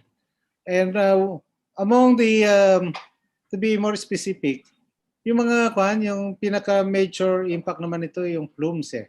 Kasi dun sa seabed, na rich in magnetite, unlike in other areas like aggregates ang miminahin mo, siyempre coral reefs, may coral reefs yun, yung mga aggregates, talagang iba yung impact. Pero doon sa seabed na maraming magnetites, walang corals, wala kami nakitang kwento yung place na where the organism will yung ecosystem niya is very simple. Highly disturbed na nga siya eh. Kasi depositional site siya eh. Natatabunan siya palagi ng sand derived from the river system. So yung ecosystem itself, it was extensively studied and hindi siya similar with what other things na may coral system, may maraming isda. May isda rin pero hindi yung it's not like a coral reef, no. So yung plume na potential impact niyan, pinag-aralan namin curtains. So may mga design ng curtains to minimize the plume. At saka yung recommendation na pag nag-return ng sand, hindi ibabagsak sa dagat yon. Idadaan pa rin sa pipeline yon. So that yung plumes would be avoided or prevented. So yung mga ganun meron yan. And the company is ISO 14,000 certified, 9,000 and 14,000 certified. So all the system has been verified, audited, and evaluated. In terms of social, during the exploration stage, may mga social projects na. One specific I know is yung yung computer school on wheels. So may computer school on wheels even before the pandemic. Ginagawa na yun ng JDBC. So pinapaikot nila yung bus na to train people on computer, the use of computer. Parang maging computer literate naman yung mga tao sa remote areas. So that is one that I know. There are many others that I'm not aware of because I'm only an external consultant to the company. I'm not really part of the warm body of the company. Technically, I'm only involved in the mineral resource evaluation. So yun ang konting, medyo mahaba-habang sagot. Okay, thank you so much, Sir Mon. Sir Mon, pupunta muna ako kay Dr. Charina para makapagpahinga naman kayo konti. So the question here that I'd like to be raised to Dr. Charina is that there is a question from an anonymous attendee, but the question is, how far should the mining operations be from a habitat of unique marine population, if there is any, to avoid possible impacts? Yeah, the distance would be depend on the intensity of the seabed mining that is ongoing. So we need to further study that because from my research, there's one documented study that impacted the habitat in the dredging zone and also on the surrounding area, but they did not indicate specifically how far those surrounding areas are. And it will differ from one location to location because we have different hydrodynamic conditions. We have different, physical environment in each place. So in order for you to see how far the impact will affect the habitat will really depend on on the research that you have to conduct in that specific area. I hope All right. I answered the question. Okay. This one I think is also related to that question. Ano, it's a similar question, but it's a different location, na, no? Or specific location. Can you possibly share or have an idea of how will proposed mining projects in Cagayan affect the NIPAS and some KBAs in the region? I'm not so sure what. Sorry, hindi ako familiar kung ano ang NIPAS at KBAs, ano. But anyone from the group might be able to share what NIPAS and KBAs are. Map na na-share si Doc. Yeah. Oo, yung NIPAS are National Integrated Protected Areas, you know. All right. Sige pa. Yung difference lang yan kasi 'di ba meron tayong locally managed na mga MPAs managed by the LGUs or the communities or the organization, and then NIPAS are managed by our national government. So in Cagayan, we have Palawi Seascape, NIPAS area yon, and then also in Batanes. So if there's a hydrodynamic modeling that was conducted in Cagayan, we can see how far sediment bloom, can be how far the sediment bloom can reach these coastal areas, at kung saan areas will be impacted by the bloom. So if JDVC has hydrodynamic modeling, we can show that na hindi aabot doon or aabot ba siya.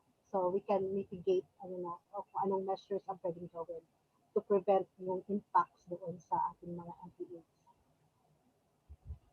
So that means, ma'am, no, it's an area of research pa na kailangan. Kailangan nating matingnan. Yeah, DNR or the OST can fund this kind of project, no? Mm-hmm. I think it will be useful to show the map again. May maganda yung map na pinakita ni Dr. Sharine. Oo, you can share it on your end kasi di ba nagka-problem ako. Doon sa moderator natin, or moderator sa natin. Host okay. Natin. Can you possibly share that map ulit yan? Yung Hindi sa akin. Sa presentation niya. Sa presentation kay po. Doc Charina po. Okay siya. Hi, Doc. The 25. Sige, up taas pa. No. Down. 25 na ano? Slide 25. 25. Slide 25, yes. 20. Slide 25. Yeah. 25. Yeah. So Yan. ito yung ating mga marine protected areas. So I think the nearest one is the Palawi NIPAS site. Yung andito sa tip ng Cagayan. Santa Ana, Cagayan. Yan. Yung maliit, halos hindi mo siya makita dito sa tip ng yan. That's the Palawi NIPAS site. So, Palawi Island, protected landscape and seascape. So, we can use hydrodynamic modeling actually to identify kung aabot ba ang sediment bloom dyan sa area naman. Our project site is southwest of that. So, it's more of a downstream of the, what do you call that? Kurushu current. Kurushu current, yeah. That entering the Babuyan Channel, sir. It's going northward, di ba? Northwestward. Yeah, in Babuyan Channel na area, yung kanyang main path. So we are on Sir, meron ba kayong hydrodynamic modeling? Meron sila. Yes, meron. Yeah. So yun pwede nating tingnan just to show. Dr. Rina, if I may push that further, no? Can you share with us how long that study is going to be implemented in case that will be pursued, for example, by the company? Hydrodynamic modeling actually, usually we do it like 3 to 6 months, as long as the data are already there.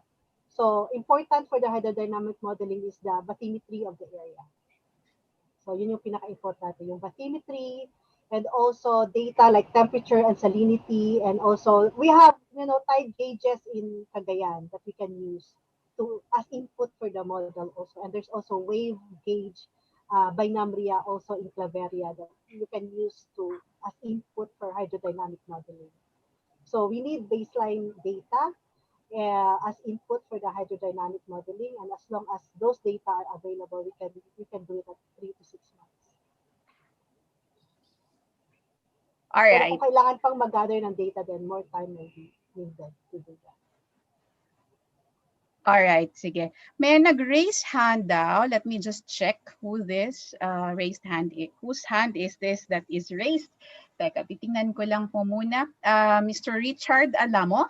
Yes, can you please provide audio for Mr. Richard Alamo? Ma'am, sorry po. Na-wrong click lang po ako. Sorry po. All right. All right, okay. Teka, may... Okay, so si Engineer Ted, he's asking if he can leave daw sometime around 4:10. So siguro siguro may mga ilang questions tayo bago lang umalis si Engineer Ted related to policies. Sir, yung isa sa mga nakikita ko ngayon sa ating Q&A box is about legality of parcelization ng area under one corporation. So I think this is in relation to that yung pag-partial from the 14,000 to naging 1,008. Tapos ito ngayon yung napunta kay JDVC. So I think that's the one that this is referring to. Can you provide some enlightenment in that aspect, sir?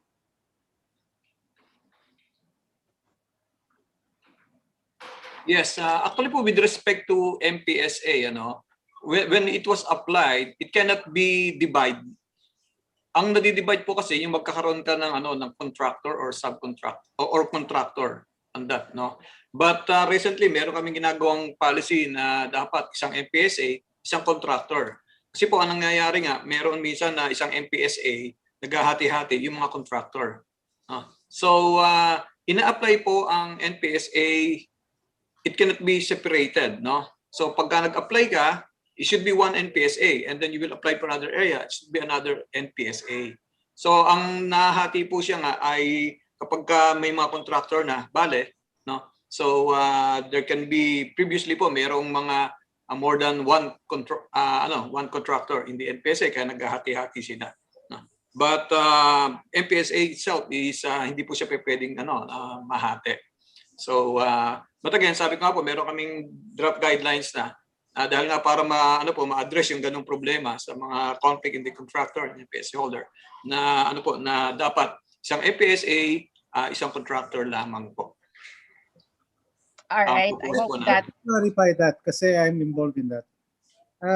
There's a misinterpretation na hinati yung Mpsa to magkakaroon yung kunyari naging 4 yung Mpsa. No, in relation to the comment of Engineer Sandoval, isang Mpsa lang talaga yon. And like his comment, in accordance with his comment, nagkaroon lang ng contractor in different areas. Kaya nga yung contractor naman, ang either deed of assignment or operating agreement, which is purely legal. What is illegal is yung isang Mpsa mo, lalakihan mo ng lalakihan, mag-extend ka na mag-extend. Correct. Yun ang problema. Pero yung sa government, ini-encourage nga natin yung relinquishment eh. Di ba? So what is illegal when the Mpsa is reduced? I don't see any illegal aspect. Kasi nire-reduce po pa nga eh. Kung baga sa kwan, yung potential area that would be potentially disturbed through mining will be reduced through relinquishment. So it should be welcome guy na lumiliit yung Mpsa area. And the Mpsa area number is the same. Nagkaroon lang ng amended A, amended B, amended C. So there's nothing wrong. It's all within the mining law. Okay, thank you for the clarification, Engineer Ted, Sir Mon. Another question that I think is of interesting perspective dito sa ating laws in the governing mining may tanong dito, it's from an anonymous attendee who is asking, isn't it that the hydrodynamic modeling required or part of the EIA? Teka, wala. preparation for the project, no? So I think this is in relation to the EIA, the ECC, no? So siguro yung I guess elaboration that's needed, and more of siguro a good description of how ECC is obtained, to cover more or less, no, the cover and know how the companies are preparing for the potential impact to, or addressing the potential impact to environment, no, and communities. So I think Sir Mon, really, Sir Ted, related pa rin po ito sa inyong scope ng presentation. Pwede nyo pa kaya sagutin? Actually, pagdating po sa environmental, no, it is always sa EIS, ano po yan, Environmental Management Bureau ang nag-handle sa kanila, no? Ang ina-handle po nila ito actually. So sa MGB po yung what we are up.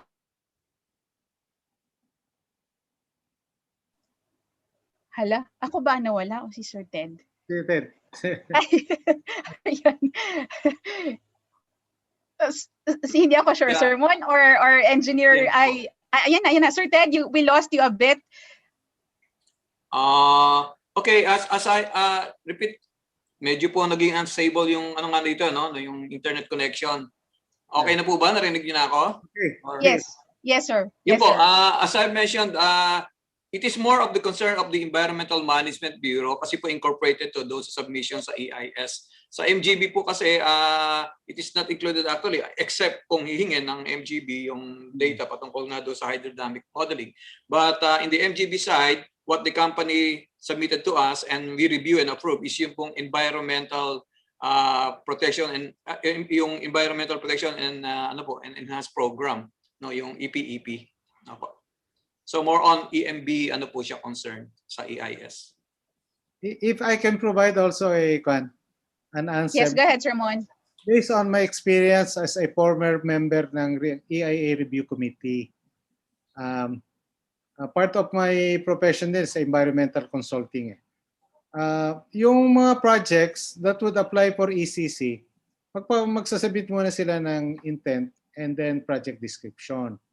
And the EMB will organize a special team na tinatawag nating review committee. It is an ad hoc in the sense that this is created based on the expertise mix ng group that would match yung requirement ng project.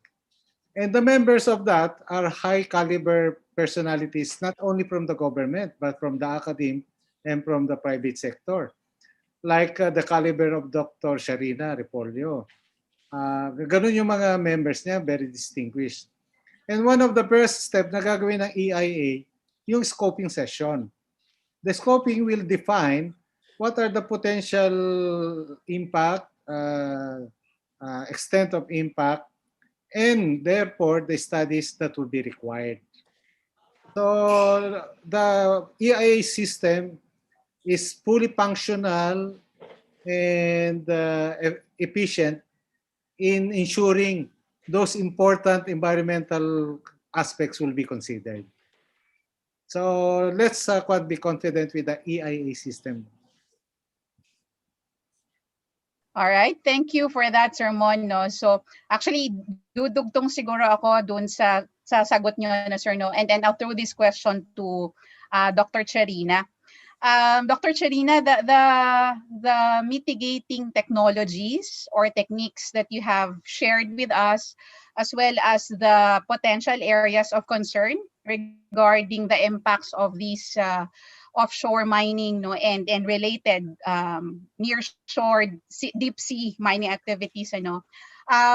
Do you think it has been covered already? If you're familiar, no, by the ECC and the EIA coverage or stipulation, or you think there's a good room for opportunities of doing a lot of research, given the uniqueness that we have in the country, in order to ensure that we are, able to manage well this need for development, as well as, protecting our biodiversity and so on and so forth, the marine ecosystem. So, yun po. Yeah, so actually, the EIS guidelines of our government, already had an overview what necessary data and what necessary tools we are going to use to to manage and mitigate adverse impacts to offshore mining. But some impacts are site specific.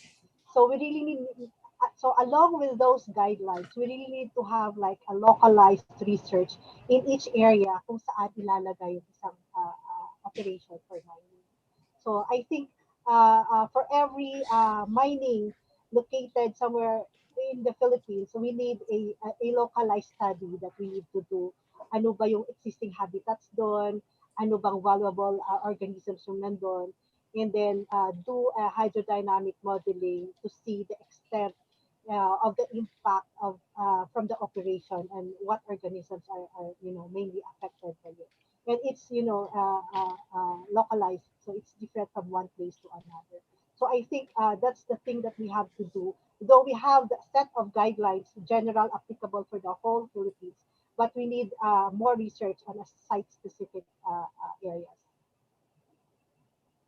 Okay, thank you for that, Doc Sharina. No, so parang now really is that requirement, no, to understand the local areas where these mining operations will be performed, no, para mas customized, kumbaga, yung ating measures, okay, in order to mitigate impact. Another thing pala, kasi tiningnan ko din yung guidelines for EIS.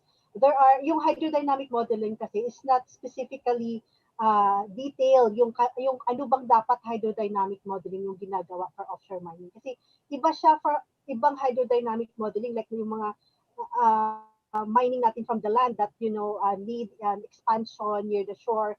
Iba kasi yung ano niya, ang requirement niya for hydrodynamic kaysa doon sa offshore. Sa offshore mas complicated na kasi nasa water column na yung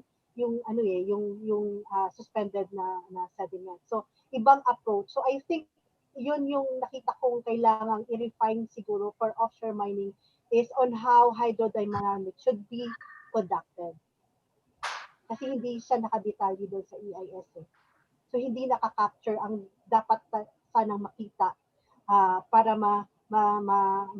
ma-define talaga natin yung impact using the hydrodynamic modeling. So there are specifications on what should be in the hydrodynamic modeling na kailangan for offshore mining, specifically for offshore mining. Oh, all right. Okay. Yeah. Sige. So I think that opens an opportunity for research, a collaboration between JDVC and your research group, Dr. Rina, kasi nga it requires some further development pa in terms of determining the hydrodynamic contribution to impact, to mitigating impact. Yeah. So moving forward po, you indicated here that you want to answer live with a question from an anonymous attendee. May pagkakaiba po ba ang nearshore or offshore mining? Ano po ba batay sa ating mga batas? And the definitions of no offshore. Please go ahead, Dr. Rina. Yes, based kasi doon sa Republic Act number 7942 natin or Philippine Mining Act. Ang dinefine lang doon is offshore tsaka onshore. So, dalawang definition lang. And if I overlaid the offshore and onshore definition from that act doon sa physical characteristic ng ating coastal area. So, yung offshore actually include the nearshore. Kasi magkaiba yung definition eh. So, scientifically, in physical oceanography, ganun yung definition namin ng nearshore and offshore. Pero yung ating Republic Act, iba siya. Iba yung kanyang demarcation line to define the offshore. So, ang offshore and onshore lang yung klarong define doon sa ating Mining Act. So, yung offshore is yun nga, from the mean low tide hanggang 200 nautical miles sa exclusive economic zone natin. So, kung titingnan mo, ang mean low tide na yon, so sakop niya talaga yung malapit sa shore natin. But of course, it will vary from one place to place kasi yung tide level naman natin around the country is nagbabago din from one place to another. So very dynamic yung area na yun. So magbabago talaga siya from one place to another. Related to this question, to what you're answering, siguro, Dr. Rina, is offshore mining and seabed quarrying the same? I don't know if you can answer this, or Sir Mon siguro, no? If not, what are their differences? Thank you. Doc Les, ano ngayon? Kindly repeat that. Doc Les. Sir Mon, nakamute po kayo. Ayan, hindi na ako nakamute. Nakamute pa ba? Is offshore mining... Okay na. Okay. Pakiulit lang yung question. Medyo is offshore mining and seabed quarrying? If not, what are their differences? Offshore mine, yung quarrying kasi pertains to pag sinabi mong quarry, pertains to non-metallic and industrial minerals. Like for example, yung San Nicolas Shoal would na mentioned in one of the presentation is a potential source of aggregates. That is the offshore quarrying. Pero yung offshore mining is a general term that can be applied to both. Mas specialized yung quarrying. Yung mining can be used for metallic like magnetite, titanium, rare earth, and also non-metallic like phosphate rocks, and manganese is metallic, no? Hindi kasi ako expert dyan sa chemistry. 4 lang ako dyan eh. Alright. Basta sa offshore, it can cover both metallic and non-metallic. Pero yung quarrying, based on the usage na among professionals, it pertains to industrial materials. Actually, not really but materials. Okay. Sir Mon, a question here has been raised by Joey Aison. How deep is the water in the proposed dredging operations, and how many meters below the current sea floor will the dredging extend? Yes. The Mpsa area has a depth of around between 30 to 60. More or less 30 to 60 yung water depth. And then below the seabed, ang maximum na based sa mining plan ngayon is only 22 meters. Although geologically wise, hindi pa nagbo-bottom yung deposit. So below that could still be a potential source of magnetite, economic quantity of magnetite. So limited lang yung data kasi. Yung drilling kasi hindi na pursue deeper. So up to 22 meters lang yung pinakamalalim. Alright. So sir, siguro follow up lang to that. Is there a limitation into the, parang may max ba kayo dun sa allowed drilling? Kaya you limited it to 22 meters? Of course, may limitation yung drilling in the past. But based dun sa previous consultant, that is enough to obtain a quantity that is targeted. Ang limitation naman sa actual mining would be the reach of the dredger. So kung ano yung reach ng dredger, yun ang magiging limitation. Our dredger can go down as 30 meters, I think at least 30 meters. Kaya. All right, thank you for that, Sir Mon. Here's another question for you. What are your thoughts, actions on the massive protest, disapproval of the people of Cagayan on the proposed offshore mining on their coastline area? I'm not surprised kasi marami naman talagang nag-oppose any development. More particularly mining. Mining is demonized. Just because it's called offshore mining, marami talagang mag-oppose dyan. Even if their concern scientifically may not be very sound. But we believe that una-una, we try to educate as much as we can dun sa talagang communities, yung mga tunay na stakeholders. So we focus our IEC there.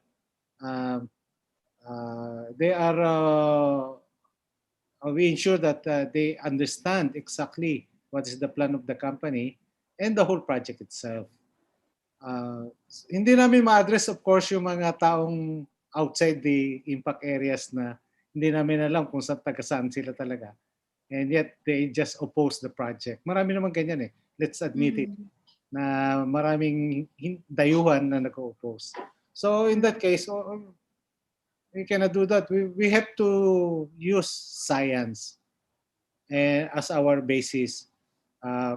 And we are trying very hard, and we are successful in being very, very transparent with the project. So sinasabi namin lahat talaga ano yung potential impact, ano yung potential benefits of the project.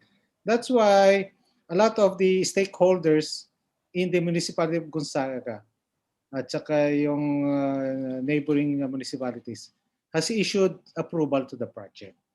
That was a tedious, long process before they issued that.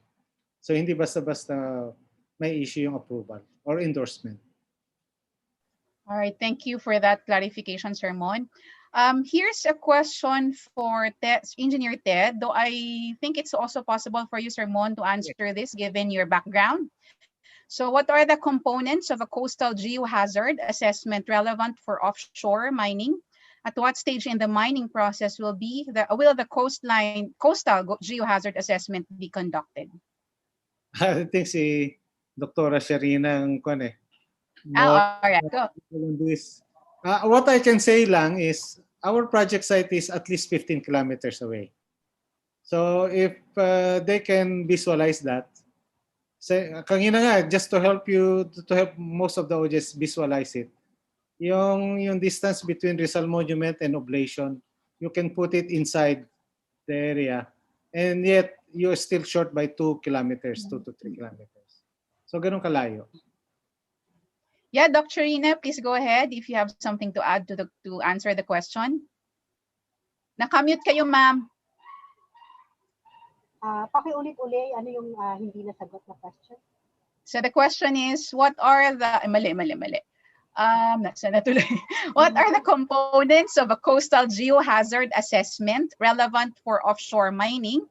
At what stage in the mining process will the coastal geohazard assessment be conducted?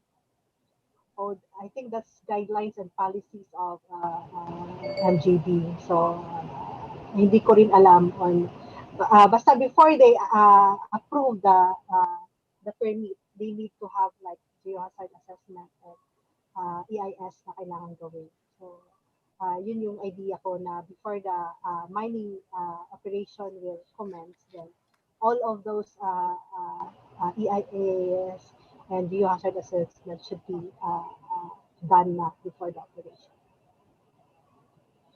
Okay, thank you, Dr. Rina.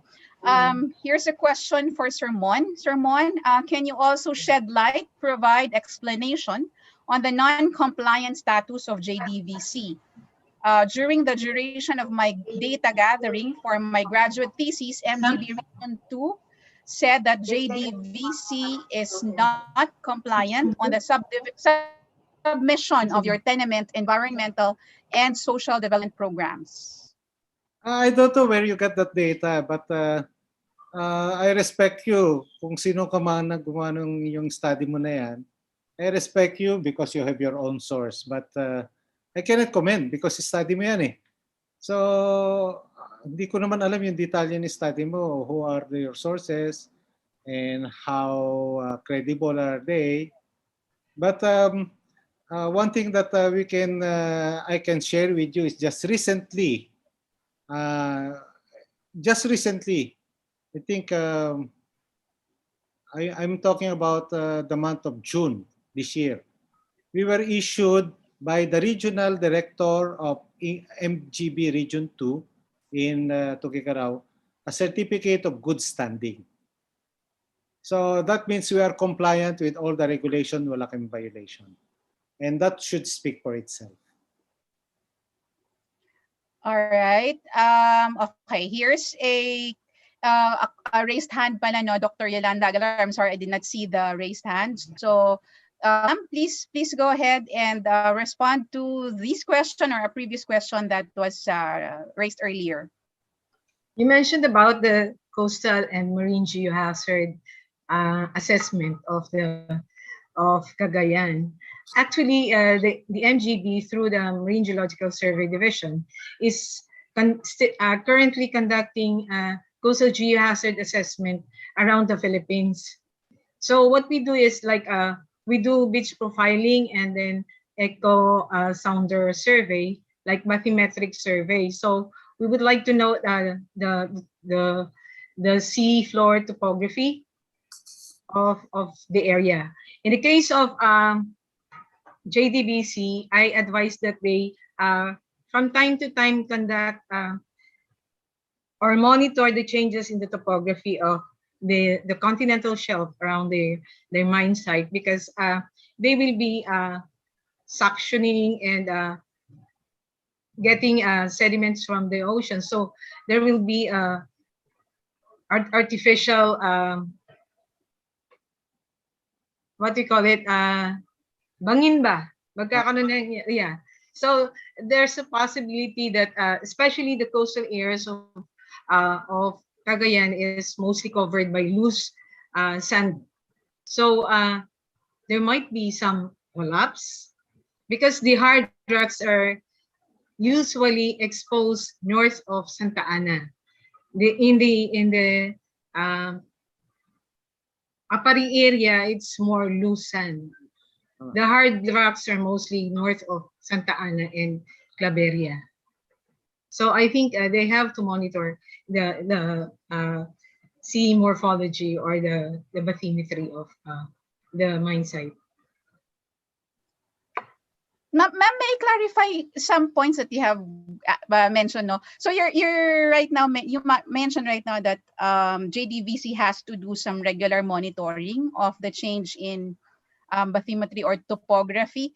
So parang is this incorporated in some guidelines that they have to follow, or kasi parang worried lang ako na ngayon lang pwede kasi ngayon lang siya na mention, and so therefore they might not be aware of this necessity, and so therefore parang we might have something to work on to ensure that they are aware of this necessity to monitor and of course maintain safety. That is actually my personal opinion, because I've been to those areas before in the conduct of geological studies, and I found that most of those areas are underlain by loose sand. Unlike in other coastal areas wherein we have rocky shores or fringing reefs, but in the case of Cagayan, we rarely see coral communities. So weak yung coastal areas natin. And then if there will be some artificial cliff under the sea, there could be a possibility of collapse. It depends on the season. Like during amihan season, the area is exposed to big waves coming from the north. So right now, ma'am, there's really no guidelines that requires them, or parang law that requires them to do some regular monitoring. Did I get your answer correctly? Because actually, I'm also a member of the feasibility study committee of the MJB, but most of the applications that we are evaluating are for onshore mining. We rarely receive applicants for offshore mining. So yeah, in the case of Cagayan, which is underlain by loose sand, I think there is a need for monitoring of the change in topography of the seabed. Okay. See, Mr. Joey Ison is also suggesting that they can check if it is covered by the EPEP of JVDC on regular monitoring of the bathymetry. So I'd also like to ask Dr. Charina, no, in the absence of that particular guidelines, no, parang either in the particular location of JDVC's offshore mining project, no, parang given the uniqueness that Dr. Yolanda mentioned, no, in terms of the kind of seabed that this area has, parang in your perspective, do you have any suggestions on how frequent should the monitoring be performed, or this requires some further modeling and therefore from there you can only determine how frequent should the monitoring be done? Ma'am, nakamute po ulit kayo. Okay. Yeah. Actually, they should go both together. So habang may hydrodynamic modeling, dapat meron talaga monitoring before, during, and after. So I think this is my personal view. It should be a requirement for the company to have regular monitoring kasi significant yung magiging change kapag you're mining seabed under the water kasi. So it will change your currents, it will change your tides. So bathymetry survey should be conducted depending on how intensive the dredging activity is. So kung masyadong intensive, then they can do a survey like every month to see the changes in the bathymetry and then see and input that, update that in your hydrodynamic modeling. With that change, anong mangyayari on your currents and in your sediment bloom and sediment transport. So you need to update your modeling kapag may changes na nangyari sa seafloor, sa seabed. Sir Mon, would you like to add to any further comment to that? Yes, I'm just waiting for my turn. As a miner, when you mine, you have to know where you are mining and how is your mining, yung extent ng mining mo is progressing. So we really have no choice but to monitor that. Kasi kailangan alam namin talaga yung source ng dredge material eh. Alam namin gaano kalalim, ano exact location ng dredger. So that is part of the data that we will derive from that mining monitoring is the monitoring na rin nung bathymetry. Kasi we have to know really the configuration of the seabed na minimina. So hindi pwedeng magmimina blindly. So for me as a mining engineer, that's given. We will have to do that. We will not mine blindly. Ngayon, also, let me add, yung seabed, not all of the materials would be taken out.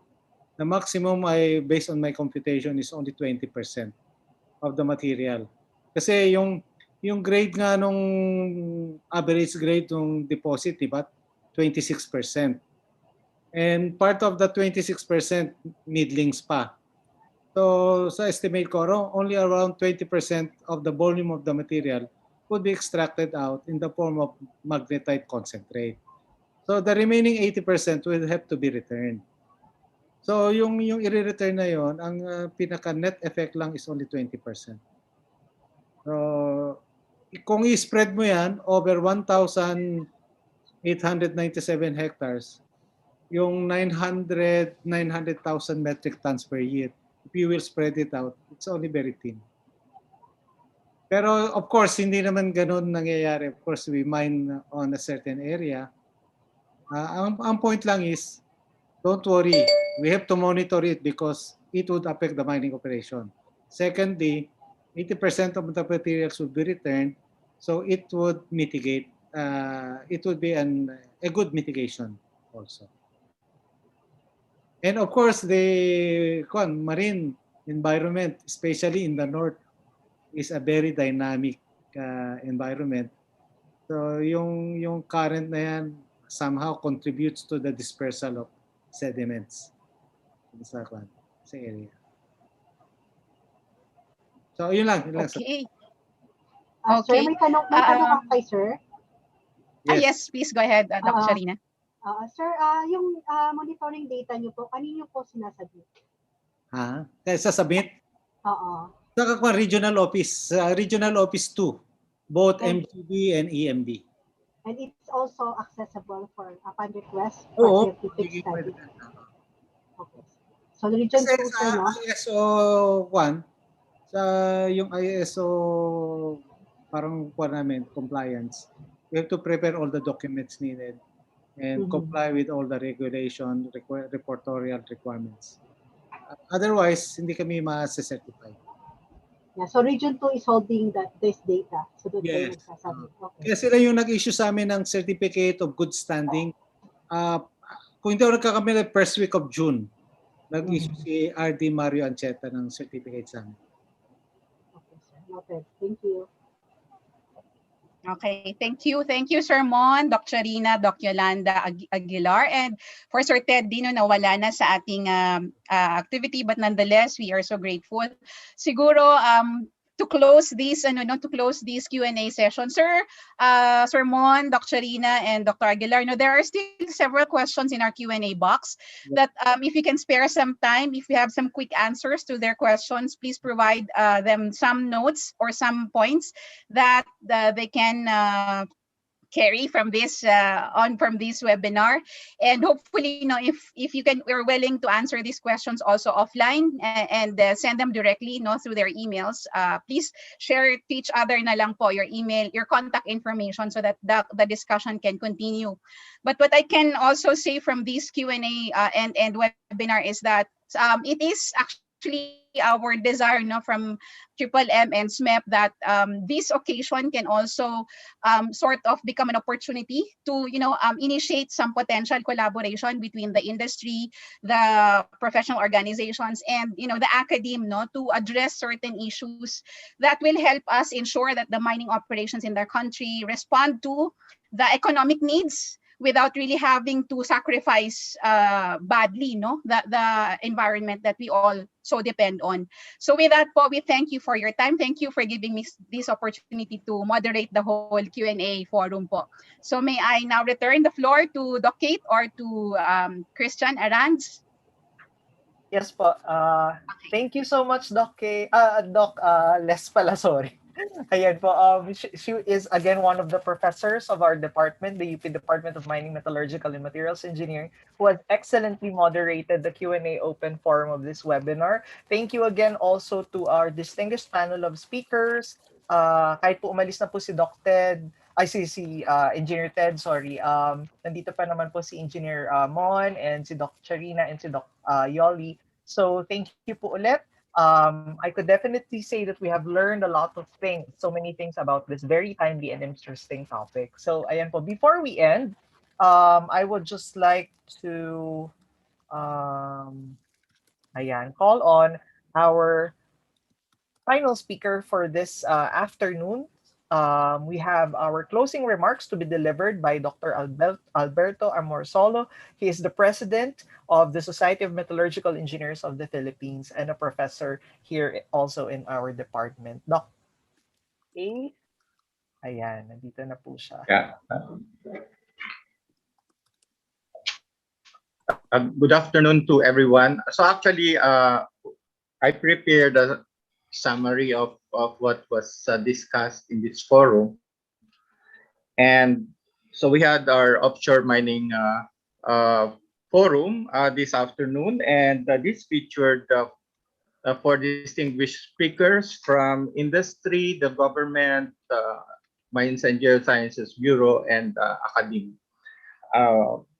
And our first speaker was Engineer Teodorico Sandoval, and he talked about the Mines and Geosciences Bureau revised guidelines on offshore mining. And he actually mentioned the legal basis for offshore mining under Republic Act 7942 and also EO 153.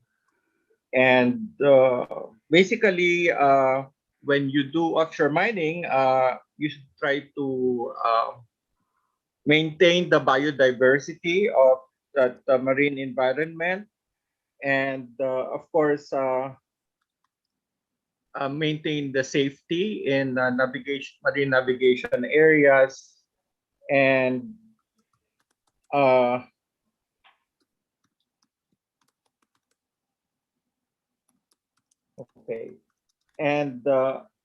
he mentioned also that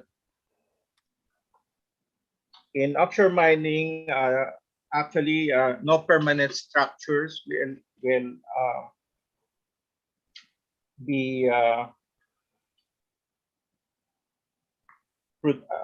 no permanent structures will be built. So after the end of the mining, all these structures will be removed. And he also mentioned about the performance bond that the company has to give, so that in case some obligations are not met, then that will be source for the compensation for not meeting this obligation. And there we also learned that in offshore mining methods, there will be no use of high pressure water jets, and among the prohibited will be also the use of chemicals, and even site reduction processes are prohibited. So I suppose there will be no grinding possible sa offshore mining operation, and of course it should comply with environmental provisions and the international standards, and there should be control of the sedimentation, and the waste from the operations will be through submerged pipe discharge. Okay. The next speaker was Dr. Yolanda Aguilar from the Marine Geology Survey Division of the Bureau of Mines and Geosciences, and she talked about the offshore mineral resources in the Philippines. So actually, the Philippines is heavily mineralized, not just in its in the land part, but also in the marine part, and there are many potential minerals, both metallic and non-metallic, such as gold, chromite, of course, magnetite, silica, and manganese, and these are distributed all over the country. And he even mentioned occurrence of some rare earth minerals in some localities. So she also talked about the methodology for offshore mineral exploration. And okay, so overall, we got a good picture of the potential resources that can be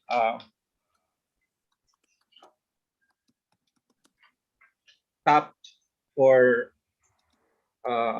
these offshore mining activities if it comes into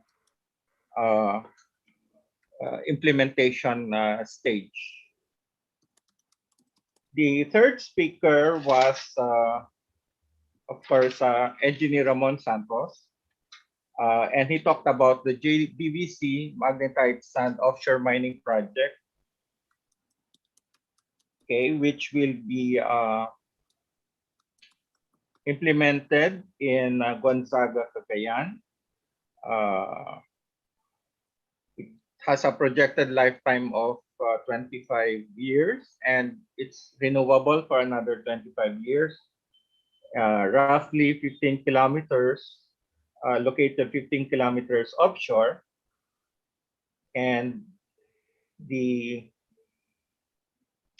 Mpsa covers 1,897 hectares. He also talked about the feasibility of the exploration involved in this project, and so actually it's a long process. The survey started in 1969, and now they're getting ready to implement it, and it's already 2021. So it has to go the thorough process, the same as with land-based mining. And okay, so Engineer Santos also gave an estimate of the mineral resources. It will roughly produce about 900,000 metric tons is per year. And among the features of the operation is that the magnetite sand will be mined using siphon vessels. So this is a suction dredging, which does not use a high pressure jet. And he also showed us the flow sheet, where basically the mineral processing part is simply the use of the trommel coupled with a magnetic separation with a roughing and cleaning stage. And the concentrate will be less than 10 mesh size. So the particles exceeding 10 mesh will be considered as waste and will be returned to the seafloor. Okay, so the grade that is targeted to be produced of the concentrate is over 60%, and it will be considered already as marketable. Okay, so the final speaker was Dr. Charina Lynn Meda from the Repolyo from the Marine Science Institute, and she talked about the potential impacts of offshore mining to our oceans. Okay, so okay,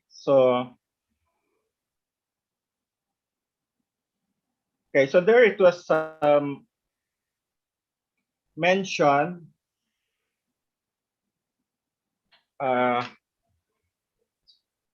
Okay, so it was mentioned that the different types of offshore mining methods, and he mentioned laser mining using. She presented the table with and the dredging operations will typically involve depths from 30 meters using a cutter section dredger, and this is supposed to have a high production rate and moderate seaworthiness. Okay, and among the effects, possible effects mentioned will be changes in turbidity, the production of passive as well as active sediment plume, noise generated from the machinery, even the lights, and possible changes in the tide, far field changes in the tides and currents,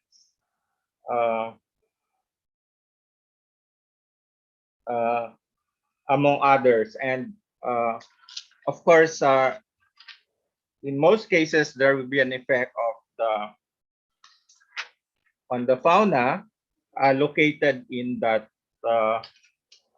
mine site. She also presented the table with the possible effect, the spatial scale, the temporal scale of the effect, and the confidence in the evidence, and also mentioned about or discussed environmental cases of offshore mining effects observed in Europe and Australia, among others. And so these effects would include the possible impacts on the fauna of that environment. There will be also possible risk of spills of hydrocarbons, and if chemicals are used, the possible discharge into the environment, also the production of underwater noise, blasting and vibrations. And she also mentioned about the impact on ecosystem processes.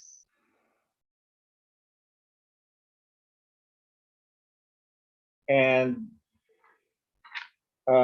very importantly, she also provided a listing of the possible mitigation measures to address these possible adverse effects, such as the use of silt curtains and other measures. And it was all she also showed the maps of the wind patterns, surface circulation of currents in the Philippines, the sea surface temperature, chlorophyll concentration, and also mentioned about internal waves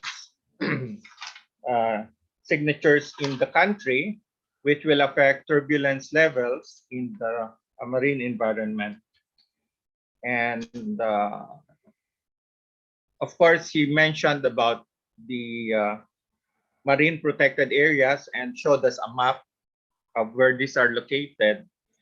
And if you look at the site for the Cagayan,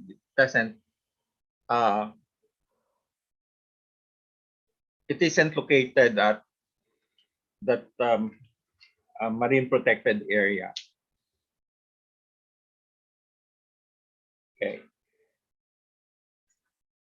Yeah. So of course this was followed by the question and answer portion, and clarificatory answers were provided by the experts on the questions asked from the audience. And overall, this forum proved to be a very good exercise for an intelligent discussion on this topic, which has, well, I think what triggered this is some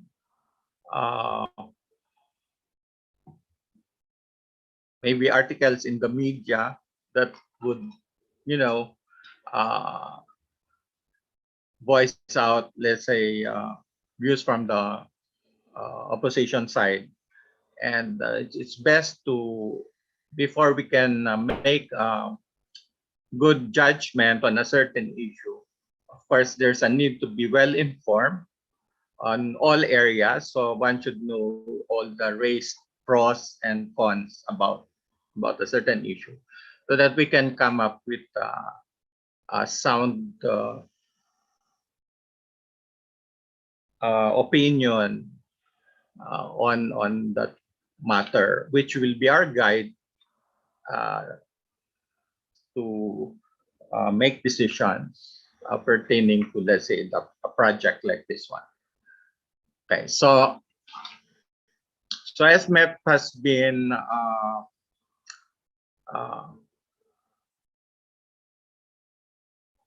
trying to be involved in enlightening the non-MET and or those practitioners outside the mining industry on important issues related to the profession. And so we welcome the invitation from the UP Department of Mining, Metallurgical and Materials Engineering to co-sponsor this event, which I believe has been very successful, with active participation from a lot of participants from all interested sectors in our society. Okay, so with that, I end this closing remark part, and I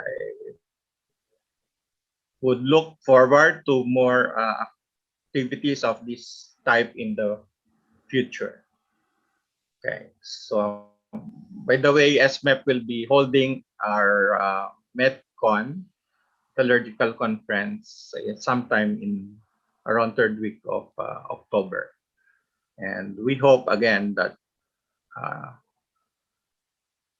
especially the Met participants and even those in the allied fields, because it's going to be a virtual conference, will also actively participate in this future activity of this society. Okay, so thank you very much, and I hope you have a good week ahead.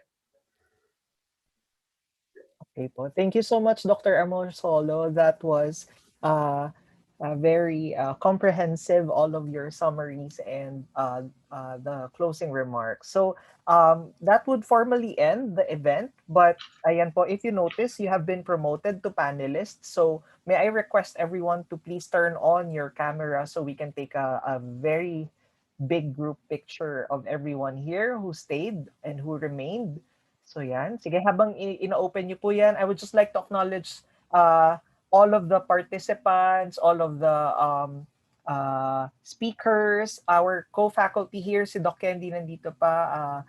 Thank you ulit kay Doc Les na nag-moderate. And also kay Doc Kate. Ayan, si Doc Kate. Thank you, Doc Kate, for anong tawag dito?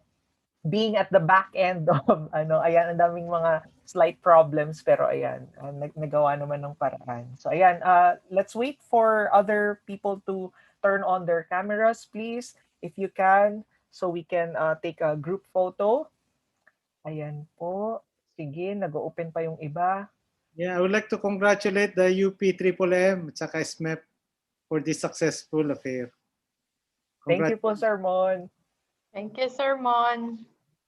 Ayan. Thank you, Thank you very much sa mga speakers. Very interesting and enlightening talaga ang na to. Yeah. And also sa lahat po ng nag-participate, thank you very much. Yeah, yung mga Special those who stayed. Yung mga engineers natin na nandito. I hope marami kayong natutunan. Yes. Yung mga students po pala, ayan, students namin, hi. And also, thank you kay Ma'am Hana, kay Miss Neri, yan yung mga nasa back-end webinar. Yeah. Ayan. So, mga sa background, si Neri, si Hana, si Joy. Ayan, si Ma'am Joy pa pala. Ayan, thank you po. And ayan, thank you so much to Doc Les sa pag-moderate. Thank you so much, man, for keeping the time. Ayan. I think we can all smile. Me. Ayaw Ayan, pumasok Juan. nung ibang ibang pinomote ko. Sorry. So, anyways. Meron pa po ba? Meron pa po di nakakapasok? Nagre-request sa chat. Paki-ulit daw. Kasi nagkamali daw siyang pindot. Benthic. Okay. Wait lang, ma'am. Sige po. Sige, ito po. Ayan. Inuulit ko na po lahat. Ayan. Meron pa po palang nasa hindi pa napopromote to panelist. Wait lang. Tapos sila po para makapasok po sila. Oo. Okay. Isa-isa pala to. Walang Opo, promote isa-isa po. Wala pong mass promotion. Walang mass promotion. Anyway, sige po, mag-standby lang po kayo. Sorry po, a few more seconds. On lang po yung camera, and then I'll take a picture po in a while. Tapos, ayan, mag-ayos-ayos na po yung mga... Ludwig, magpakita ka. Ayan. So anyways, mukhang hindi na po yata papasok yung iba. Anyway, sige po. Ayan po, I'll count down po in 3, 2, 1, smile. Yes. Ayan. Next batch po, 3 pages po siya ng mga tao. 3, 2, 1. Okay, another po. Again, in 3, 2, 1, smile. Ayan. So, ayan po. Maraming salamat po sa lahat ng umattend. Thank you. Have a nice weekend. And thank you din sa mga alumni ng department. Ay, naka-raise hand pa si Dr. Yolanda. Sa alumni po ng department, hello. Sama ako doon. Yes po. Kaya po si Sir Mon. Thank you. Thank you po sa lahat ng umattend. Thank you. Maraming Thank you salamat. po. Thank you for the opportunity. Thank you po. Thank you po. Salamat po. Bye. Hanggang sa ulitin po. Yes. Salamat po. Sino po ang mag-e-end? Doc Kate, kayo po ata ang Hindi, ikaw ata. Ay, ako ba? Rara. Ako pala. Sige po, Ikaw, i-end ko Rara. na po. Thank Bye-bye you. po. Thank you po. Okay, bye-bye. Thank you. Thank you.